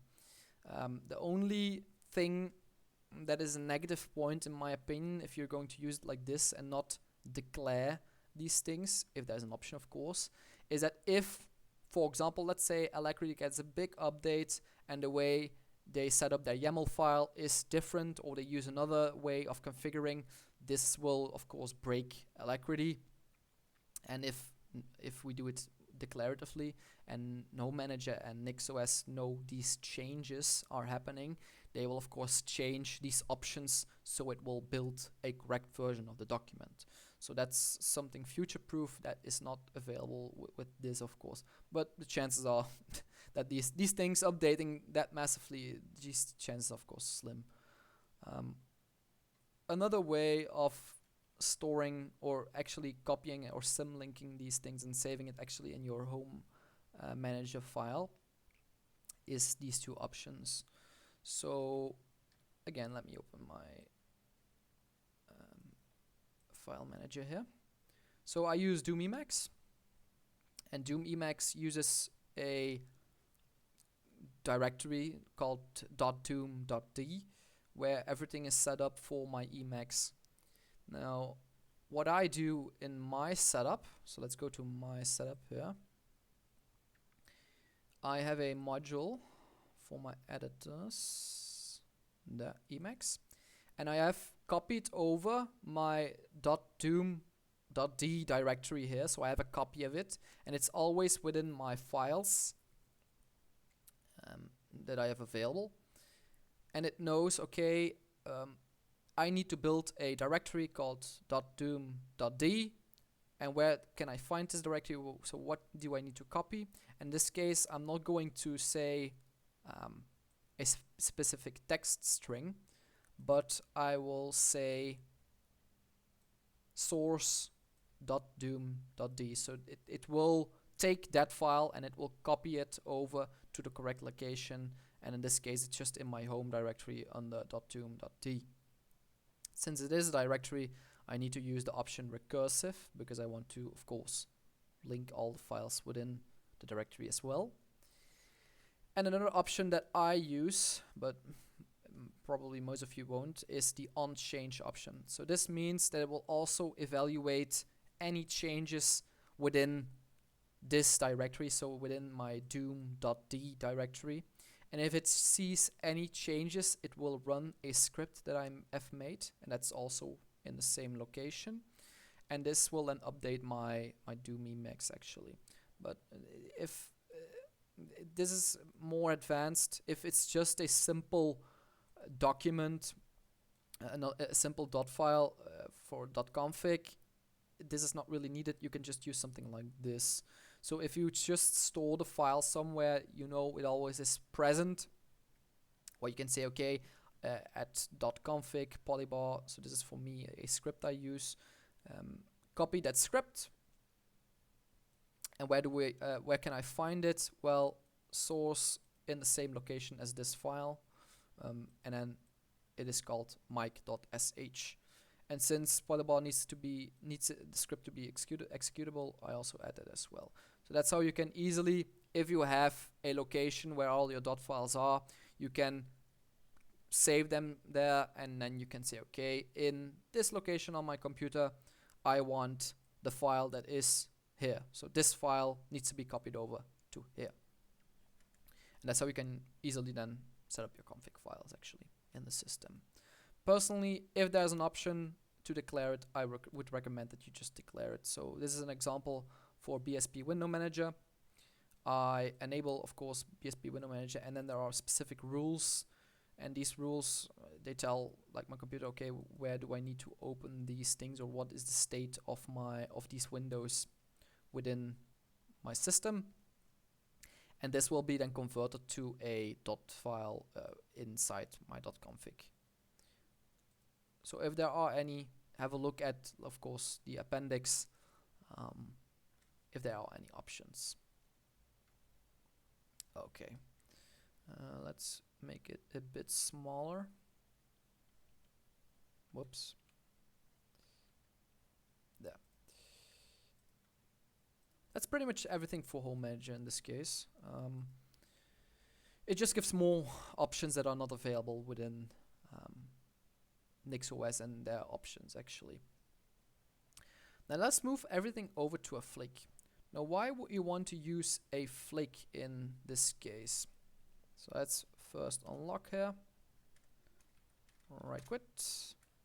Clear. So what are flakes? Flakes are a upcoming feature of the Nix package manager. I have quoted them the upcoming feature because it has been an upcoming feature for quite a long time now. But whatever. Now, personally, I really like flakes. It's very easy to set up specific things. So what you can do is specify code dependency declaratively. This means that when we set up the flake and we generate or build the flake, it will create a flake.log file. Now, what is a flake.log file? Well, I will show you in a minute what it is. But it will save all the states of the core dependencies. Now, which are the core dependencies to build the system? Well, it's Nix, the package manager, and if you're going to use Home-Manager, that's also one that we need to know what the state is of to build the system. So with a flake, we can actually freeze everything within time. So with just normal Nix and Home-Manager, we can always rebuild the system, but it will always take the latest package version there is. Now, if you don't want that, if you want to have everything in time, we can use the flake.log file, And every time we rebuild the system, we will get the same version of all the packages and everything. So it will take like the commit, the commit in GitHub or GitLab or whatever it is, and it will store this in the flake.log file, and it will always build the packages depending on the last commit that was stored in this flake.log file. So this will also make it very easy to update the whole system, because well, we just need to run one piece of code to run to update NixOS and Home-Manager. So yeah, so that's this. Also something else with Flakes, what I really like is that I can build multiple host configs in one flake. So with one flake, one Git repository where I can save the flake, I can have multiple hosts I can build. So I have, for example, my desktop, I have my laptop, I have virtual machines. So all these can be built within one flake actually. And it's the perfect way to actually store your dot files within GitHub. So it's pretty hard to actually store NixOS and Home-Manager inside a GitHub repository, just because these are located sometimes in a very awkward place, like at c.nixos. That's a root location, so it's not really ideal to create a Git repo there. And if you then move these files, if you want to symlink them to your home directory, that's also very well, not ideal to then work with a GitHub repository. Do keep in mind, if you are planning to save these things in a Git repository, Flakes do work with and know that you use Git.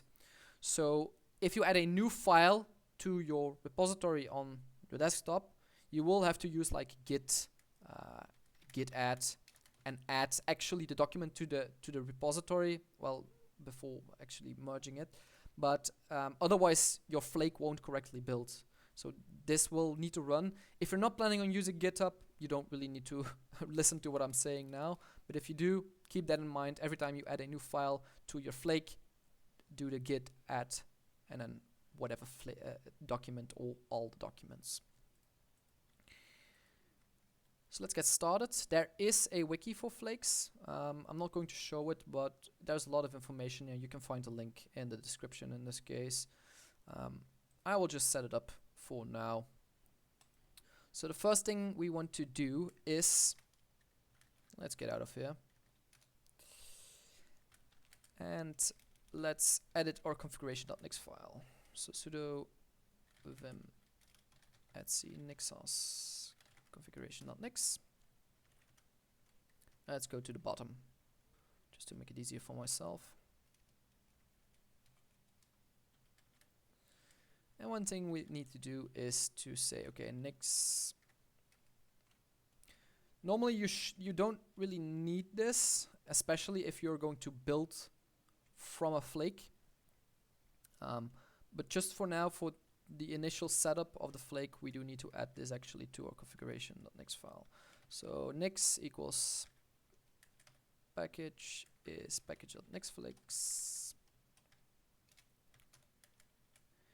And then something just for ease of use, what I do is add experimental features equals nix command and flakes. So why do I add this? Well, if I don't add these things, as I mentioned, it's still a feature that is being developed, that is experimental. So every time we want to use a flake, initialize them or run them, we need to add like an extra argument, like experiment features flakes, for example. And if we add this to our configuration.nix file, we won't have to add this every time we do something with the flake. So let's do that, and we're going to rebuild.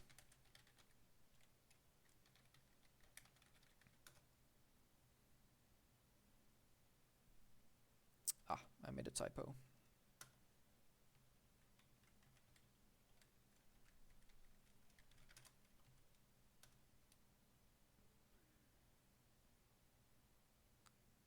So this will let us use Flakes in the system for now. And then to generate the Flake, what we can do is first maybe make a directory where we're going to store the Flake and or whole system configuration. So you can call this whatever you want. In my case, I'm just going to call it Flake. Let's go into Flake. And now I can run nix flake init. And this will generate my flake.nix file. So let's have a look. So as you can see, there's only one file, flake.nix. If we have a look inside this document, it's not really much. Let's make this a bit bigger. These two packages, so packages and default packages, this is not really needed at the moment. These are just some placeholders actually for some packages. We don't really need them, so we're going to delete these. There we go. And as you can see, there's an option for outputs, but we are also going to add some inputs. Why is that? Well, the inputs are a bit like the Nix channels that are going to be used to build the system. So let's add a normal channel. So in this case, for example, Nix packages. So to use a Nix package manager, and we're going to add that link here. In this case, it's a GitHub link. Nix packages.nixos unstable. If you're again using a stable version, you will have to change unstable to the stable link, so 21.11 I presume. There we go. And then within the inputs, we can actually add, well, how can I explain? So the inputs here, these are attribute sets of all the dependencies that are used within the Flake. So what does that mean? As I mentioned, it's a bit like the Nix channels. These are the things that are used to build what is in outputs. So if we don't add nix packages.url and we want to actually install, let's say, grub or whatever, htop, Firefox, whatever, we can't do it because we don't know where to find this, and otherwise we can find from this input. So that's why we need the inputs, and the outputs itself, these are the functions of an argument that is used as the input for the reference. So what do I mean by that? These are all the packages that are going to be installed within the system. You can put in here whatever you want. So packages, configurations, modules, etc. So all these things can be added in here. I will just show you a basic setup of how you can do this for a normal Nix configuration. So let's say we want to use Flakes, but we don't want to use only use the Nix configuration file and not Home-Manager, for example. So what we do in this case, let's go over here, NixOS Flake. So this is what is being added. So again, what we do is we say let. So we are going to use a few variables in this case, and you'll see why in a minute. So one of these variables is system equals x86-64-Linux. Of course, if you have like a 32-bit system or anything else, you'll have to look this up on your own. I don't know these on the top of my head. I don't know which exist, but I think most of you will have a 64-bit system, so that can be added here. Why do we add this as a variable? Well, otherwise we have to mention it every time we want to install a package that it is for the 60-bit version, for a 60-bit version system. So that's why we add it as a variable, and it will be taken in account when we build the system. Then we make a variable packages, and this is used because, of course, the variable packages as we used in configuration.nix, it's how we can use the same name in this case, because otherwise we have to use Nix packages instead of packages. So we import,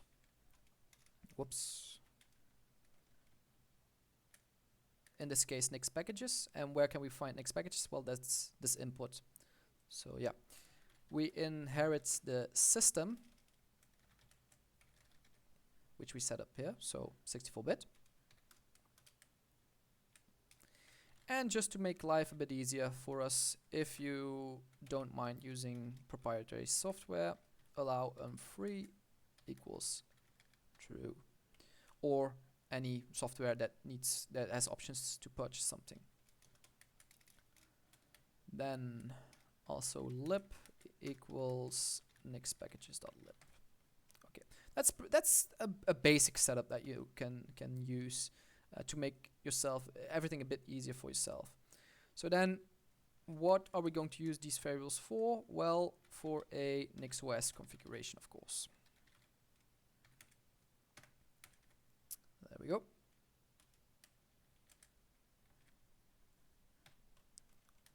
Whoops. And now we can make ourselves a user. So this is going to be the host name of the system. So since I'm now using NixOS, I can say NixOS. If I want to give it another host name, I can do that as well. So I can give it my own name, for example. And then we use lib.nixOS system, squirrely brackets.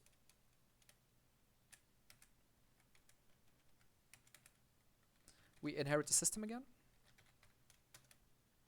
And then we can tell them the file what we want to use, or which modules we want to use. In this case, let's use our configuration.nix file. Now, I'm not going to point in here to @c/nixos/configuration.nix. I'm just going to point to the same configuration file within this flake. So something I now need to remember is I need to copy over @c nixos and then configuration.nix, and I want to copy over it to here. But since in configuration.nix I also import hardware-configuration.nix, I need to actually import both. So let's put an asterisk. There we go. And now both files are here, and they are also now managed by me and not by root. So I can now easily edit them and actually everything. Now, before I actually switch over to this flake now, because this is actually everything we need to do. So if you have already set up your configuration and your hardware configuration, we are actually pretty much done. From here, I can just push this to GitHub, and everything is done. We can store this as a GitHub repository in this case. One thing I do need to do before I do that is, since we now are using these variables, I do need to remove these squirrely brackets because they are not really needed anymore. So these are here by default, but since we're using like variables and everything, that's actually, so the squirrely brackets we delete are actually these two. So yeah, let's right quit and let's build this flake, shall we? So to build a flake, in this case, so what have I mentioned here? Yeah. So we do sudo nixos rebuild switch. So that's kind of the same as how we should normally do it. But since we are now using a flake, we put the flag flake. And if I name my system, well, my host inside flake.nix, nixos, like here, I can just add like a dot, and it will go a dot and a hashtag, for example. It will go and look for my profile called nixos, and it will rebuild. But I think if I do this now, it will say there isn't a host named nixos. Let's try this actually. Oh, and I've made a typo apparently. Ah, yes. Before we do that, let's fix that typo. So I forgot one of these. So let's rebuild. Let's see what it does. I think now it is just updating the inputs. So yeah, and here it complains. So it says something, okay, it can't find this, the NixOS host. So we'll need to change this to what I set up before. In this case, it is my own name. So let's add that to the end of the command. and it still gives me a problem. What is it in this case? Let's see. Ah, another typo. Configuration. That should be it. So let's now rebuild. Yeah, perfect. So it is building, but it gives me an error. And there's a reason why it gives me an error. Because the flakes, within a flake, we can't really use any of the overlays that we've used at the moment. So if we are using anything from Fetch Tarball or GitHub, we do need to add a SHA-256, as you can see here. And if you are following along now for almost pretty much 2 hours, if you can remember correctly, we added a Discord overlay to our configuration.nix file. So let's have a look here in configuration.nix.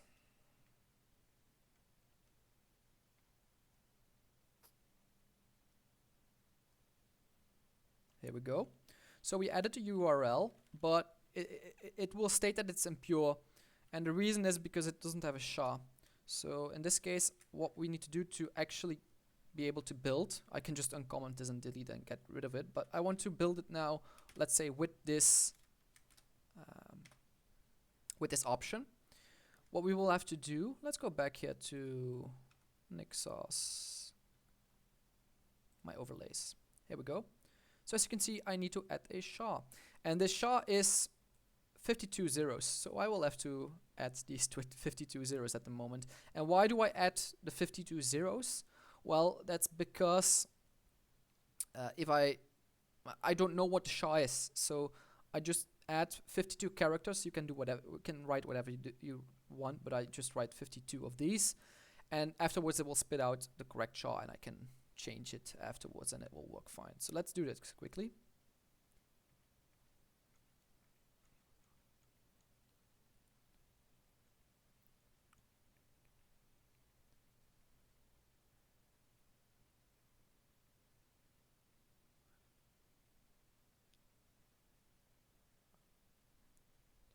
There we go. So that's the SHA. Let's right quit. Let's try to rebuild the flake. And in this case, it gives me an error. Let's see why it gives me an error.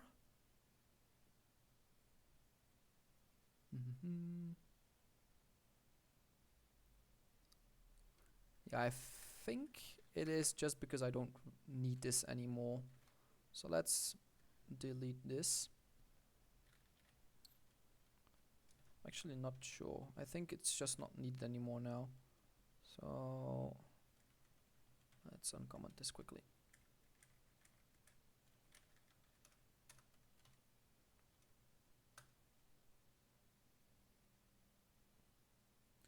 It does still give me an error, syntax error. Ah, yeah, I see. That's a bit dumb of me. I'm sorry. Let's just get this back in here. I've just forgot something here, so I forgot the double quotes. That should work now. I'm very sorry. Yeah, so here we have the correct SHA now. So that's automatically sped out by the console. So let's quickly copy this. And there, let's see if I have it. Whoops. Yes, I do. So let's go back to my configuration. There we go. Whoops. Delete these. And paste. Whoa, that's a bit wrong. Let's try it again.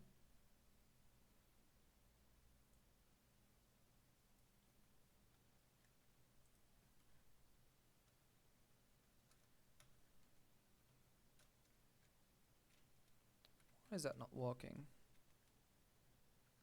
There it is. And now we can rebuild. And now it shouldn't complain about the SHA. And as you can see, it is going to rebuild a few of these packages again. but not too much, because everything that we have built already within configuration.nix already exists, so it doesn't really need to change anything. But now we've built from the flake itself, so that's something pretty useful. Now if you want to use like multiple hosts, what you can do is within Nix configuration. So now I have one, which is my name. We can here say, okay, jack equals, and then the same code, for example, and then we can point to another configuration.nix file somewhere in the directory. So that's how we can set up multiple hosts, actually. Okay, right. That's pretty much for how to use the configuration.nix file. Next up, we have Home-Manager.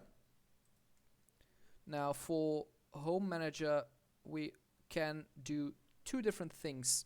So we can set up Home-Manager separately, or actually inside this NixOS configuration module here. So to do this separately, we'll do that first.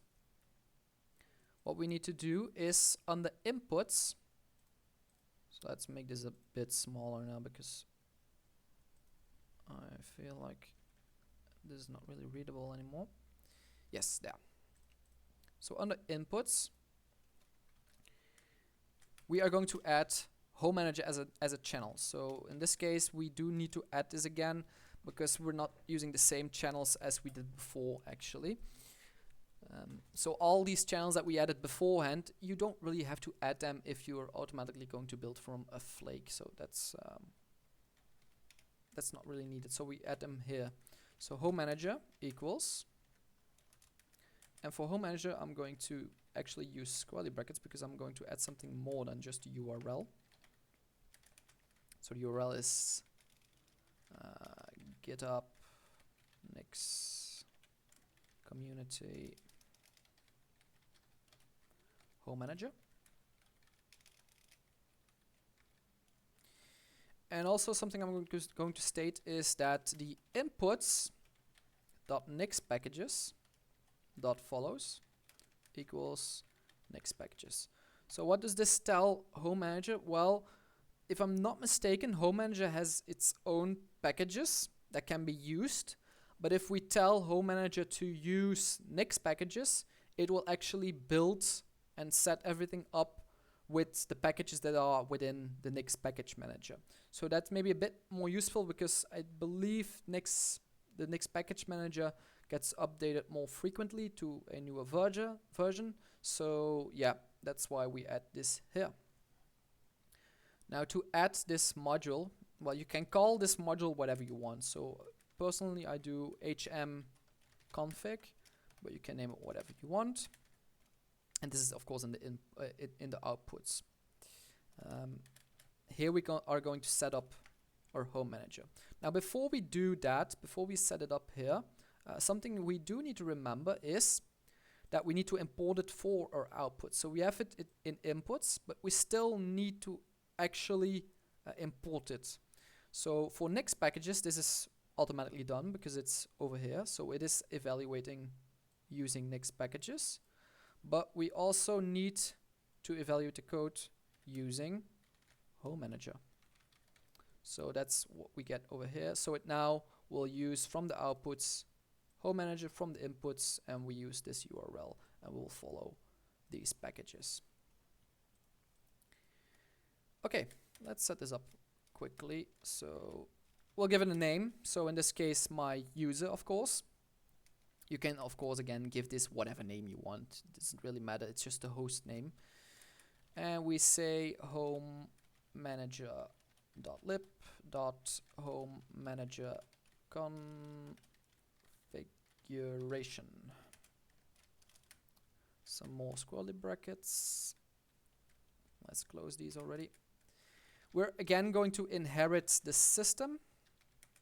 And in this case, also packages, because we want to use the Nix package manager. Don't forget to close these. The username is of course your user on the system. Now I'm going to write it down here, but if you want to again set it up as a variable, you can just as easily set up let add a user, the username, and then you can of course use it in here as well. And then a home directory also needed. These are also the default lines that are within your home manager file. So yeah, so that's equals home/my name, and a configuration is, and for that we're going to import something. And this can again be multiple files, that's why I am using these square brackets. Let's close this configuration as well before I forget. And here I can select again whatever I want. So I can say, okay, home my name .config/ and I think it's now stored in nix packages home.nix. But again, if you want to store this within a Nix in a Git repository, maybe it's better to just reference a file within the directory. So like this, like home.nix. So let's write quit. Let's copy, in this case, from .config nix packages home.nix. We copy it over to here. And now we can rebuild this. Now for this, we're not going to rebuild it like sudo nixos rebuild switch flake and then the host name. That's not what we're going to do, especially not with home manager being set up separately. If we're going to use it separately, whoops, have I not set it up written down here? No, here. So to build it in this case is just to say nix build, and then we use that dot and hashtag again, and then we give it the name of that we chose. So in this case it was hm config. Then I select my host, in this case my name, and then activation package, and this will build a new directory with all the files for home manager. Personally, I'm not a fan actually of this, and there is also apparently something wrong here. Unexpected follow. Yes, I think I know what is wrong. So it is not follow, but it is follows. So do correct this yourself. I'm very sorry, I didn't see this before. Okay, and there's another issue. Let's see here. Okay, so in this case, it doesn't allow me to build the flake.log file. And the reason is because permission is denied. So apparently it built it as root. I'm not sure why. Maybe that I accidentally ran a command as sudo where I didn't need to. But I'm going to change this to myself. I'm actually not sure why this happened. I think I somewhere ran a command with sudo, but I didn't need to. Yes. So now I should be able to do it. Yeah. Let's try again. Yes, and then this error. So we're just debugging this a little bit because there are a few things that can cause issues. So in this case, it gives another error, and it tells me, okay, your home.state version is conflicting. And it tells me, okay, mine is 22.05, and in an unknown file, so we don't even know which file it is, it states 20.09, so that's an older version. So we need to force, in this case, our Flake to use the correct version, so 22.05 in this case. So let's go to Flake, and let's actually add that here. And what I can say is state version equals 22.05. If I'm not mistaken, I think this is just how we do it. Right, quit. build, and now we don't get any issues. So yeah, now it's built. We don't get any output here in the terminal, but that's because we now have a file or directory called results. So let's go in results, and here we have actually an activation script. So this is where everything from your home manager is now located, and to actually activate it, we can do /activate, and that activates the home manager document. So yeah, that should all work fine now. Personally, I'm not really a fan of building it separately, just because then you get another directory. You will have to run 2 commands, so you'll have to first say, okay, what is it here? So sudo nixos rebuild switch flake and then the host name, and then afterwards you'll also have to run this nix build configuration, your host, that command. Then you'll have to go into results, and then within results you'll have to again start that script from activation. So that's a lot of steps. So personally, I do not prefer this, but if you want to use it like this, that's your own personal preference. I do not use it like this. What I do is I go into flake.nix, and I use Home Manager as a module within configuration, Nix configuration. So how do I do that? Well, there's already the .configuration.nix here. So what we can do is move that down a bit, and we are going to add another module, and this module will be Home Manager. So how do we do that? Well, let's go inside NixOS configuration. So again, for the inputs, add the input. Don't forget for the outputs to reference Home Manager. And then within the NixOS configuration, we are going to add this block of code here.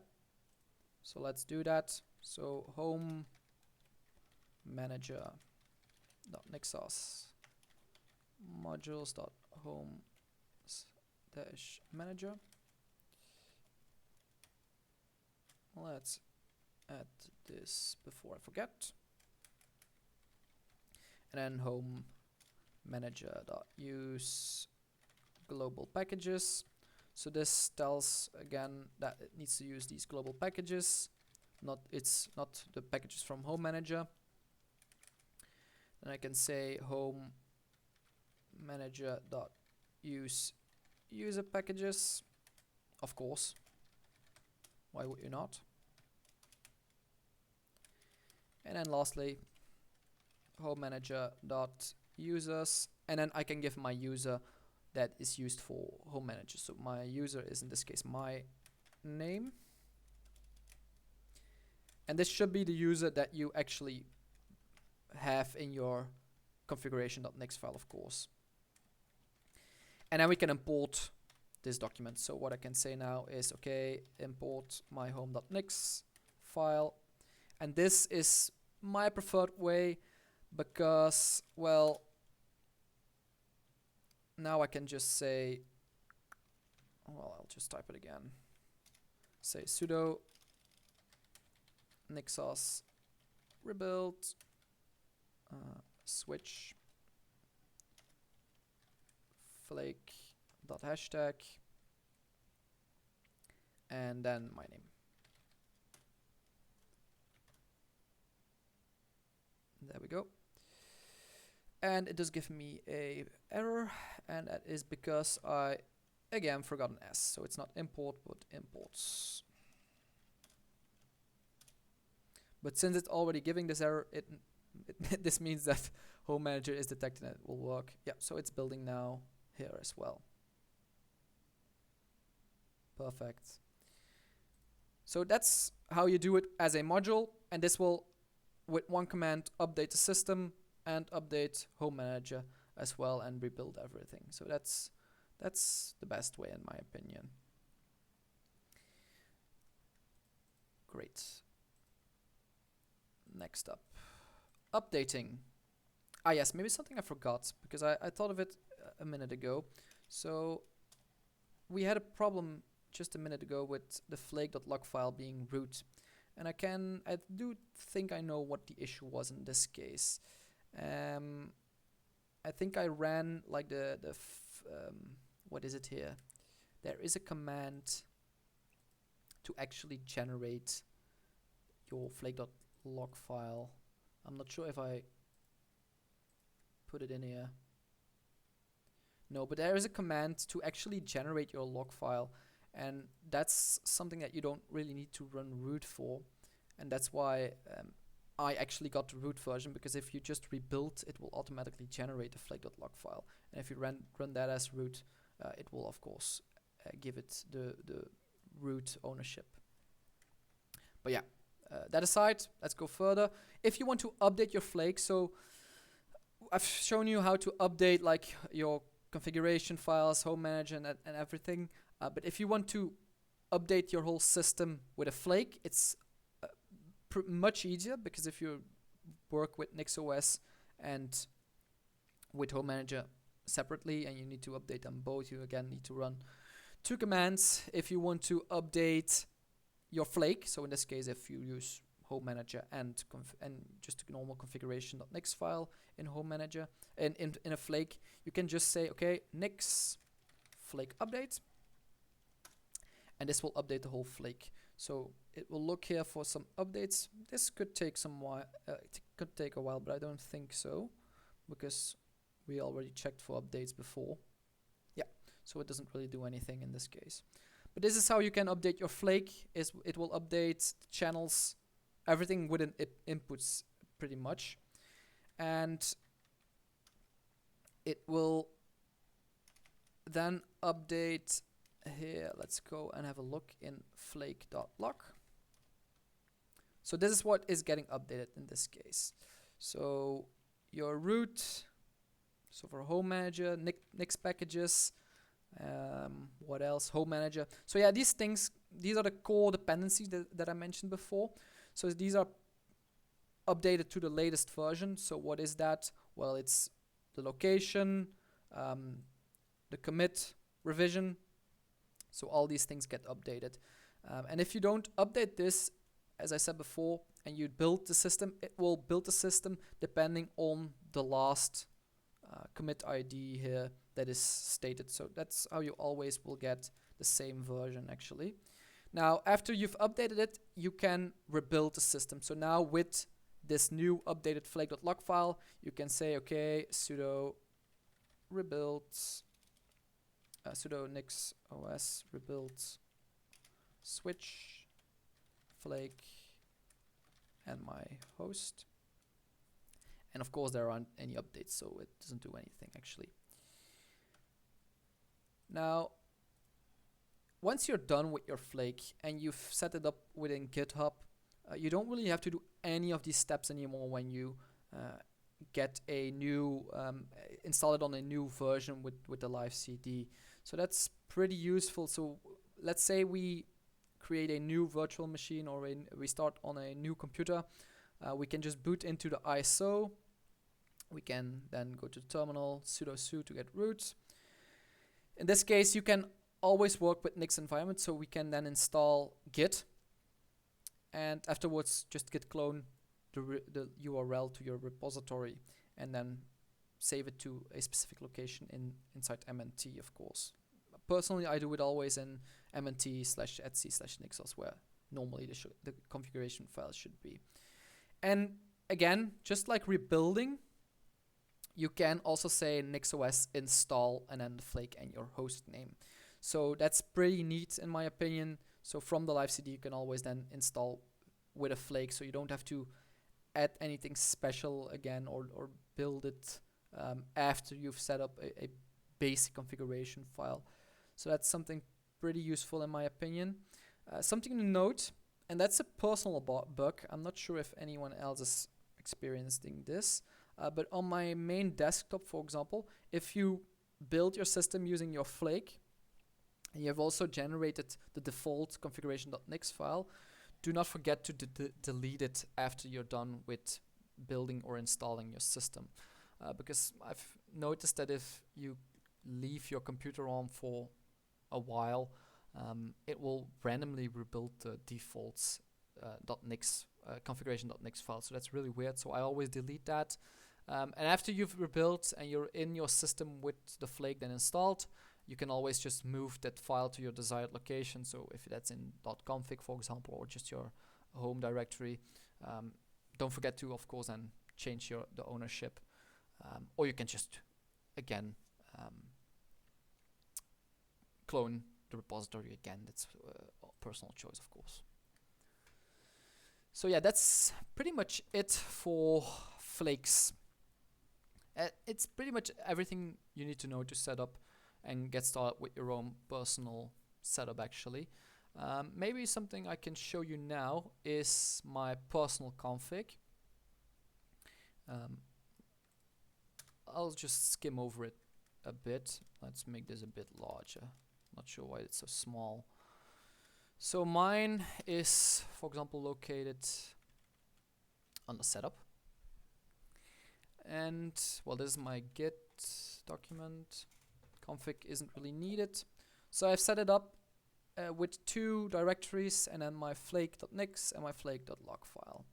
So I store my configuration.nix file and everything else inside these directories. And what I can do with flake.nix, let's go over this very quickly, just so, yeah, let's just see if you know what everything now is, because most of these things we've seen in the last 2 hours, so yeah, or 3 hours almost. So first there's an input. These are, of course, like my channels. I use just a normal Nix package manager and home manager. I again use these for my outputs. A few variables that I have set is, of course, my system is 64-bit. My user, I use a user variable, is this. If I want to change it, I can quickly change it and it will apply for my whole system and for all my different configs. So that's useful here. Again, for my packages, I want them to use 64-bit and, of course, allow unfree packages. And then from here, I only add one thing, and that's my NixOS configuration. And I point to a host file. So I don't add my host here. So as we did before, here you can say, okay, your host name and then the rest of your code and just add a module. I do not do that. I say import and then a specific file. And when I am going to this specific file, well, it's a directory actually, I also want to inherit a few things. So from Nix packages lib, and then also my inputs, user, system, and home manager. So that means if I inherit these, I can afterwards use them within this directory with the file and evaluate my documents that way. So let's go to hosts, because this is a directory. So how can I point to a specific document then? Well, within hosts, there is a default.nix file. So if you don't state a specific file, it will always go to the default.nix file. And in here, these are the specific things, my arguments to evaluate the document. So also user, so I can actually use the user variable. Home manager, so I can actually use home manager. And then, of course, these for my system itself. And here are my hosts. So this is actually what we did before and what we write in our flake.nix file, but I've made it in a separate document. So there are 3 hosts here. So desktop, laptop, and VM. And they are pretty much the same, all 3. They only just point to different locations. So in this case, I inherit the system again. I use specific arguments. So it will know, of course, home manager to use and system to use inside, well, my NixOS system. But things like I've set myself, like inputs or user, I will need to import these special arguments. And the modules that I use are my desktop directory and my configuration.nix file. So configuration.nix file in my setup is for all 3 hosts the same. So this is my configuration.nix file for all 3 systems, and these are all the same. So these are the things I will put in that I need for all the different systems. And if I need anything else, so specific things that I add to configuration.nix that are not applicable to, for example, laptop, I place inside a desktop, in a desktop directory actually.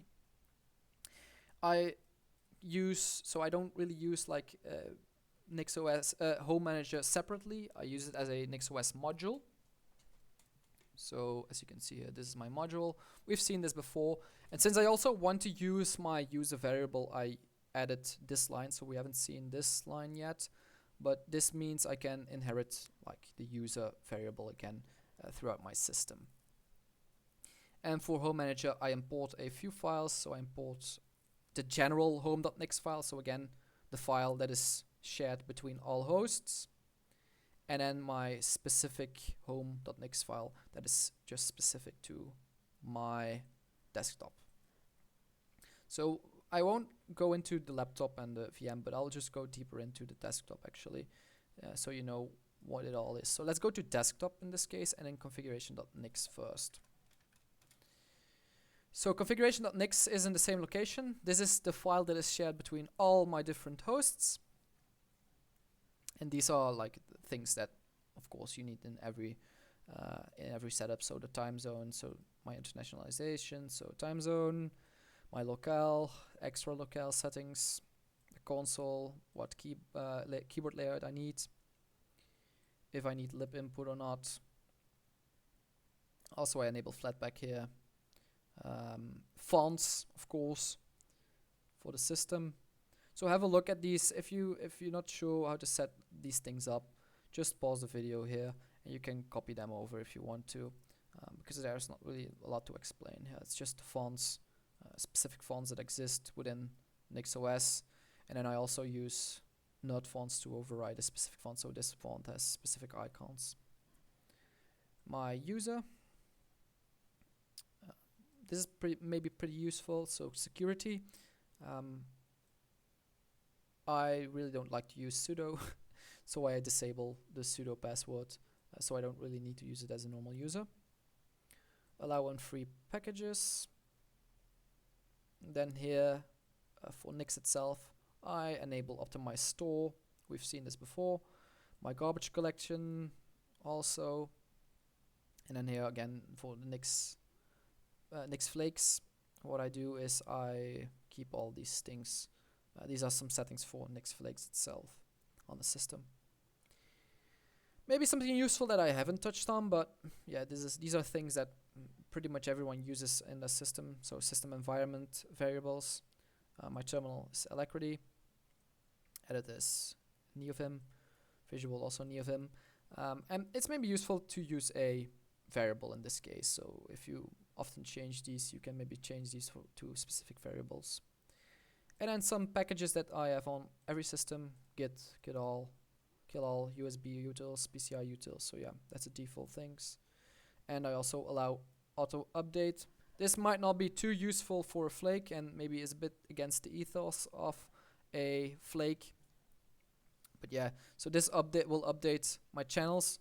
I don't really use these, so it's not really needed inside a Flake, because, well, the whole point of a Flake is that you can always rebuild to the same state and the same version, because you explicitly pin down the specific git version or git commit. So yeah, so this is not really needed. I can pretty much delete this, I think. From here I point to my window manager.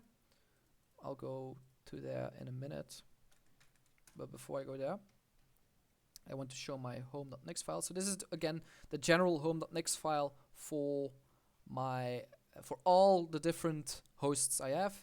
I import specific files. So these are other Nix files, and I keep them separate, but you don't have to. So you can pretty much add everything you want in here.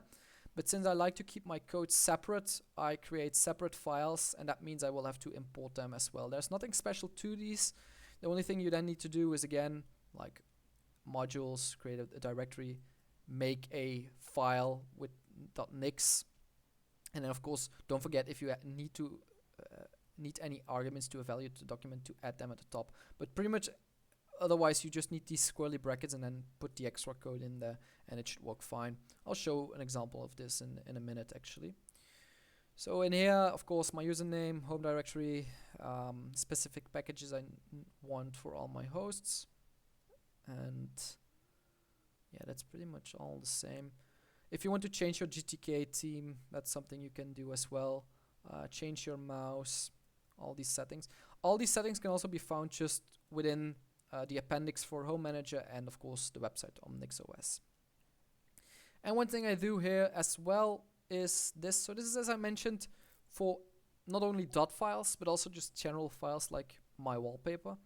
I use home.file and I say, okay, save my wallpaper to .config/wall. And why is that? Because, well, NixOS uses this location for a default wallpaper. So I source a document, and this document is always saved within my Flake at this location, and it will then be symlinked to .config/wall. Let's go to desktop. And this is my specific, no, I'm wrong. Yeah, so this is my, it goes to default because I didn't really state a configuration.nix file, but this is pretty much the part of my host. So the host is in this case my desktop. This is the part for configuration.nix. So these are some extra things. I import again a few things. I set my kernel to the latest package. My video drivers, kernel module for the video card. I set my boot to system deboot because I don't dual boot. My configuration limits to 5. And I've also set a timeout for 1 second, so I don't have to wait too long or have to press enter actually on my grub menu. I set up a static IP address, so if you don't know how to do that, that's here. And if you can remember, it's for me it's here in configuration.nix, but for you it maybe is now in hardware-configuration.nix. So yeah, that's how you do that. I have my default gateway name server, some specific packages that I set up here, and the reason why I set up some packages system-wide here is because Home-Manager doesn't have an option for these, so these are only things that I can configure using the NixOS options. So that's why they are here. Here's my overlay for Discord. We've seen that.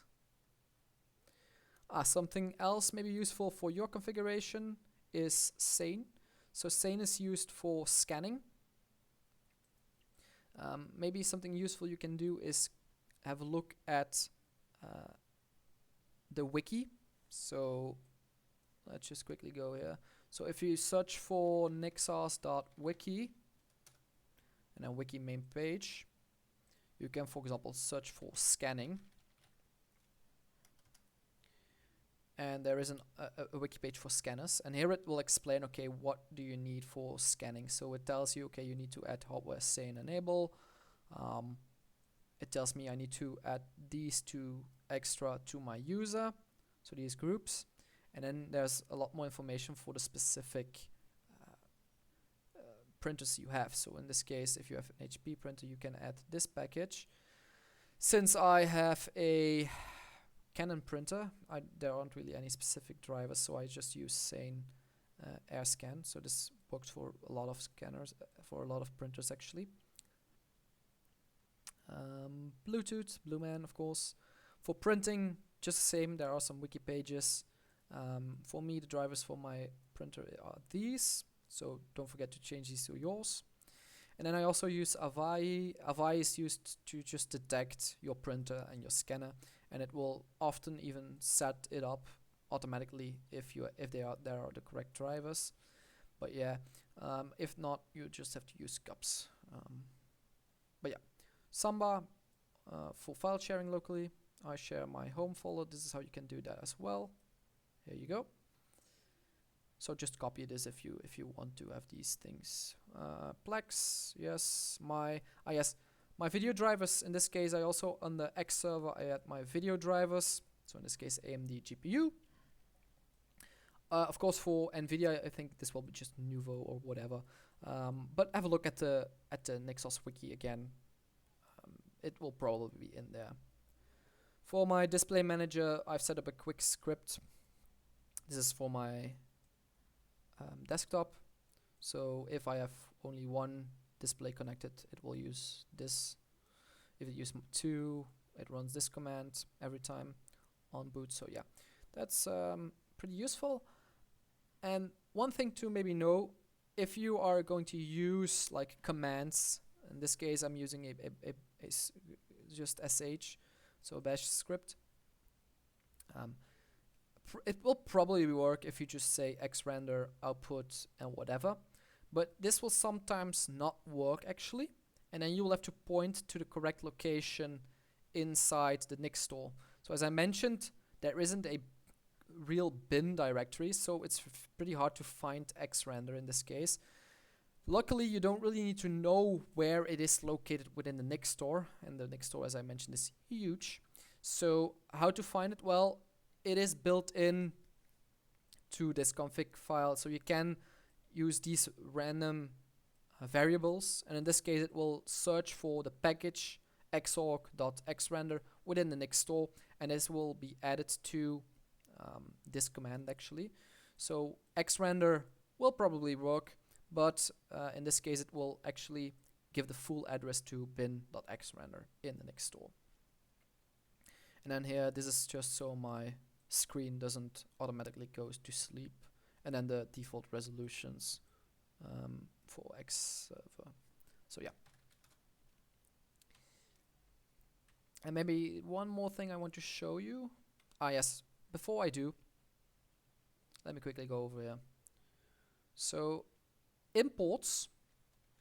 So in this case it's a module, but if you are going to import things and it's a specific Nix file, so maybe this is not a good example, for example here. So imports within configuration.nix and also Home-Manager. If you're going to import, this all works fine. So let's say, where is my cursor? There. Let's say I want to add something else. So I have here now a document called bspwm.nix. If I want to import something else, so modules, desktop, let's say I made an xfce.nix file. So this all works fine. The problem is, as I mentioned just a few minutes ago, if you're going to mention a specific directory with a default.nix document, this can cause some issues. So probably this won't, but if you're going to use nested imports or whatever, this can cause some issues. So what you will have to do then, and I'm not really going to explain it in detail, but I will show you, and you will pretty much know when this occurs, this error, because it will tell you. So in this case, I could use like squared brackets and just say import this, so hardware configuration, media.nix, and x11vnc, and then close my squared brackets, and that works fine. But if I then also add just virtualization, which then points to a directory, and it will then use default.nix, it will give an error. So to fix that, we are going to manually import everything separately. So in this case, import this configuration.nix, and we use then parentheses or rounded brackets with the squared brackets around it, plus plus, and then the next one, and the squared brackets are not needed for these because we are pointing to a directory, so that's not needed yet. So if you get an error with imports, try to set something up like this if you use multiple files. It's just a tip. But in this case, so I import also from modules. So here are all my modules. So everything that I don't want to save in my configuration.nix or my home.nix file I store here, just to make everything a bit cleaner and to find things much easier. So one of the things, for example, that gets imported is a directory. In this case, if we point to services, it will point to default.nix, and here I tell it, okay, import these specific files within the directory. So I haven't mentioned media because that's imported somewhere else, but it is also present here. But it's not added to default, so it won't be used from where this is coming. So this is coming from services, modules. So this is coming from home.nix. So since media is probably coming from my configuration.nix and not from home.nix, I can't really use that one. But then in here, it's pretty much the same with any of these. So you just follow the same syntax. So from NixOS or from the appendix from Home-Manager, you can set all these things up and store them as separate files. So I will just quickly skim over these. It's not really anything special of note actually here. But if you want to have a look at this setup, I will also link this in the description, so my configuration files. So yeah, that's pretty much everything I had to tell. Hopefully you're a bit wiser now and you know what to do. If you have any questions, you can leave them in the comments below. I will try to help. Maybe some other people who are maybe more advanced than me can also help you in the comments. I wish you at least the best of luck with your NixOS journey. And again, there are a lot of resources. I haven't visited all of these in the video now, but I will also again put these in the description. So thanks for following this mini course and best of luck.